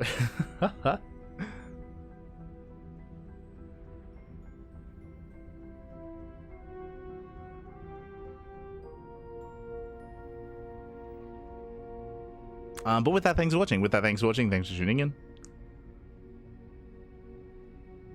Picking like 2 or 3 best and iterate sounds good. Yeah, it comes down to like being able to like iterate, right? Being able to like take that feedback and bring the original like map makers on to like work on that as well. I think it takes a little bit more organization, but definitely possible for sure. Definitely possible. But with that, we're going to be wrapping up. So thanks for watching. Thanks for tuning in. Let's quickly catch up on the rest of our schedule, actually, very quickly, as, of course, ByuN did win the random raffle this week. True. Winning everything, Pappy. But here we go. When it comes to our schedule, we should be live tomorrow in less than 24 hours with the Wardy TV Monday. We're going to be live. That is another weekly open cup, similar to this one. I believe tomorrow's Wardy TV Monday should actually feature some of these maps. From my understanding, I believe he's going to still keep the core map pool the same as the ladder, but he's going to be adding like 3 or 4 TLMC maps. Which ones, I do not know. It's up to him, but I believe there are going to be some added maps from this tournament that we just had into his weekly open cup. We have ours set up, so we just have a full fresh TLMC map pool, but I believe Wardy's just going to be incorporating a couple of maps. Meanwhile, we have the Patches Patch Bash. That's going to be on Tuesday morning. We have Pickasaur Cup on Wednesday. We have the Podcast on Thursday. We have another Wardy TV Monday on Friday. We have MSO, STC, and more content throughout the course of the week. So plenty of content, plenty of StarCraft on the horizon. We have 1 cast a day this week. We might incorporate some extra casts here and there, but for the most part, 1 cast a day is what we're aiming for, at least for this week. and hope you enjoyed yourselves. Hope you all had a great time here. Again, we'll see you guys tomorrow for the Wardy TV Monday. When it comes to Bunny Cam, soon TM. I'm looking to set up a bunny cam. So basically the plushies are going to be taking a break. They've been with me for years, pap. Yeah, the plushies, but we might be replacing that camera with a bunny cam. Soon TM. Soon TM, pap. One day.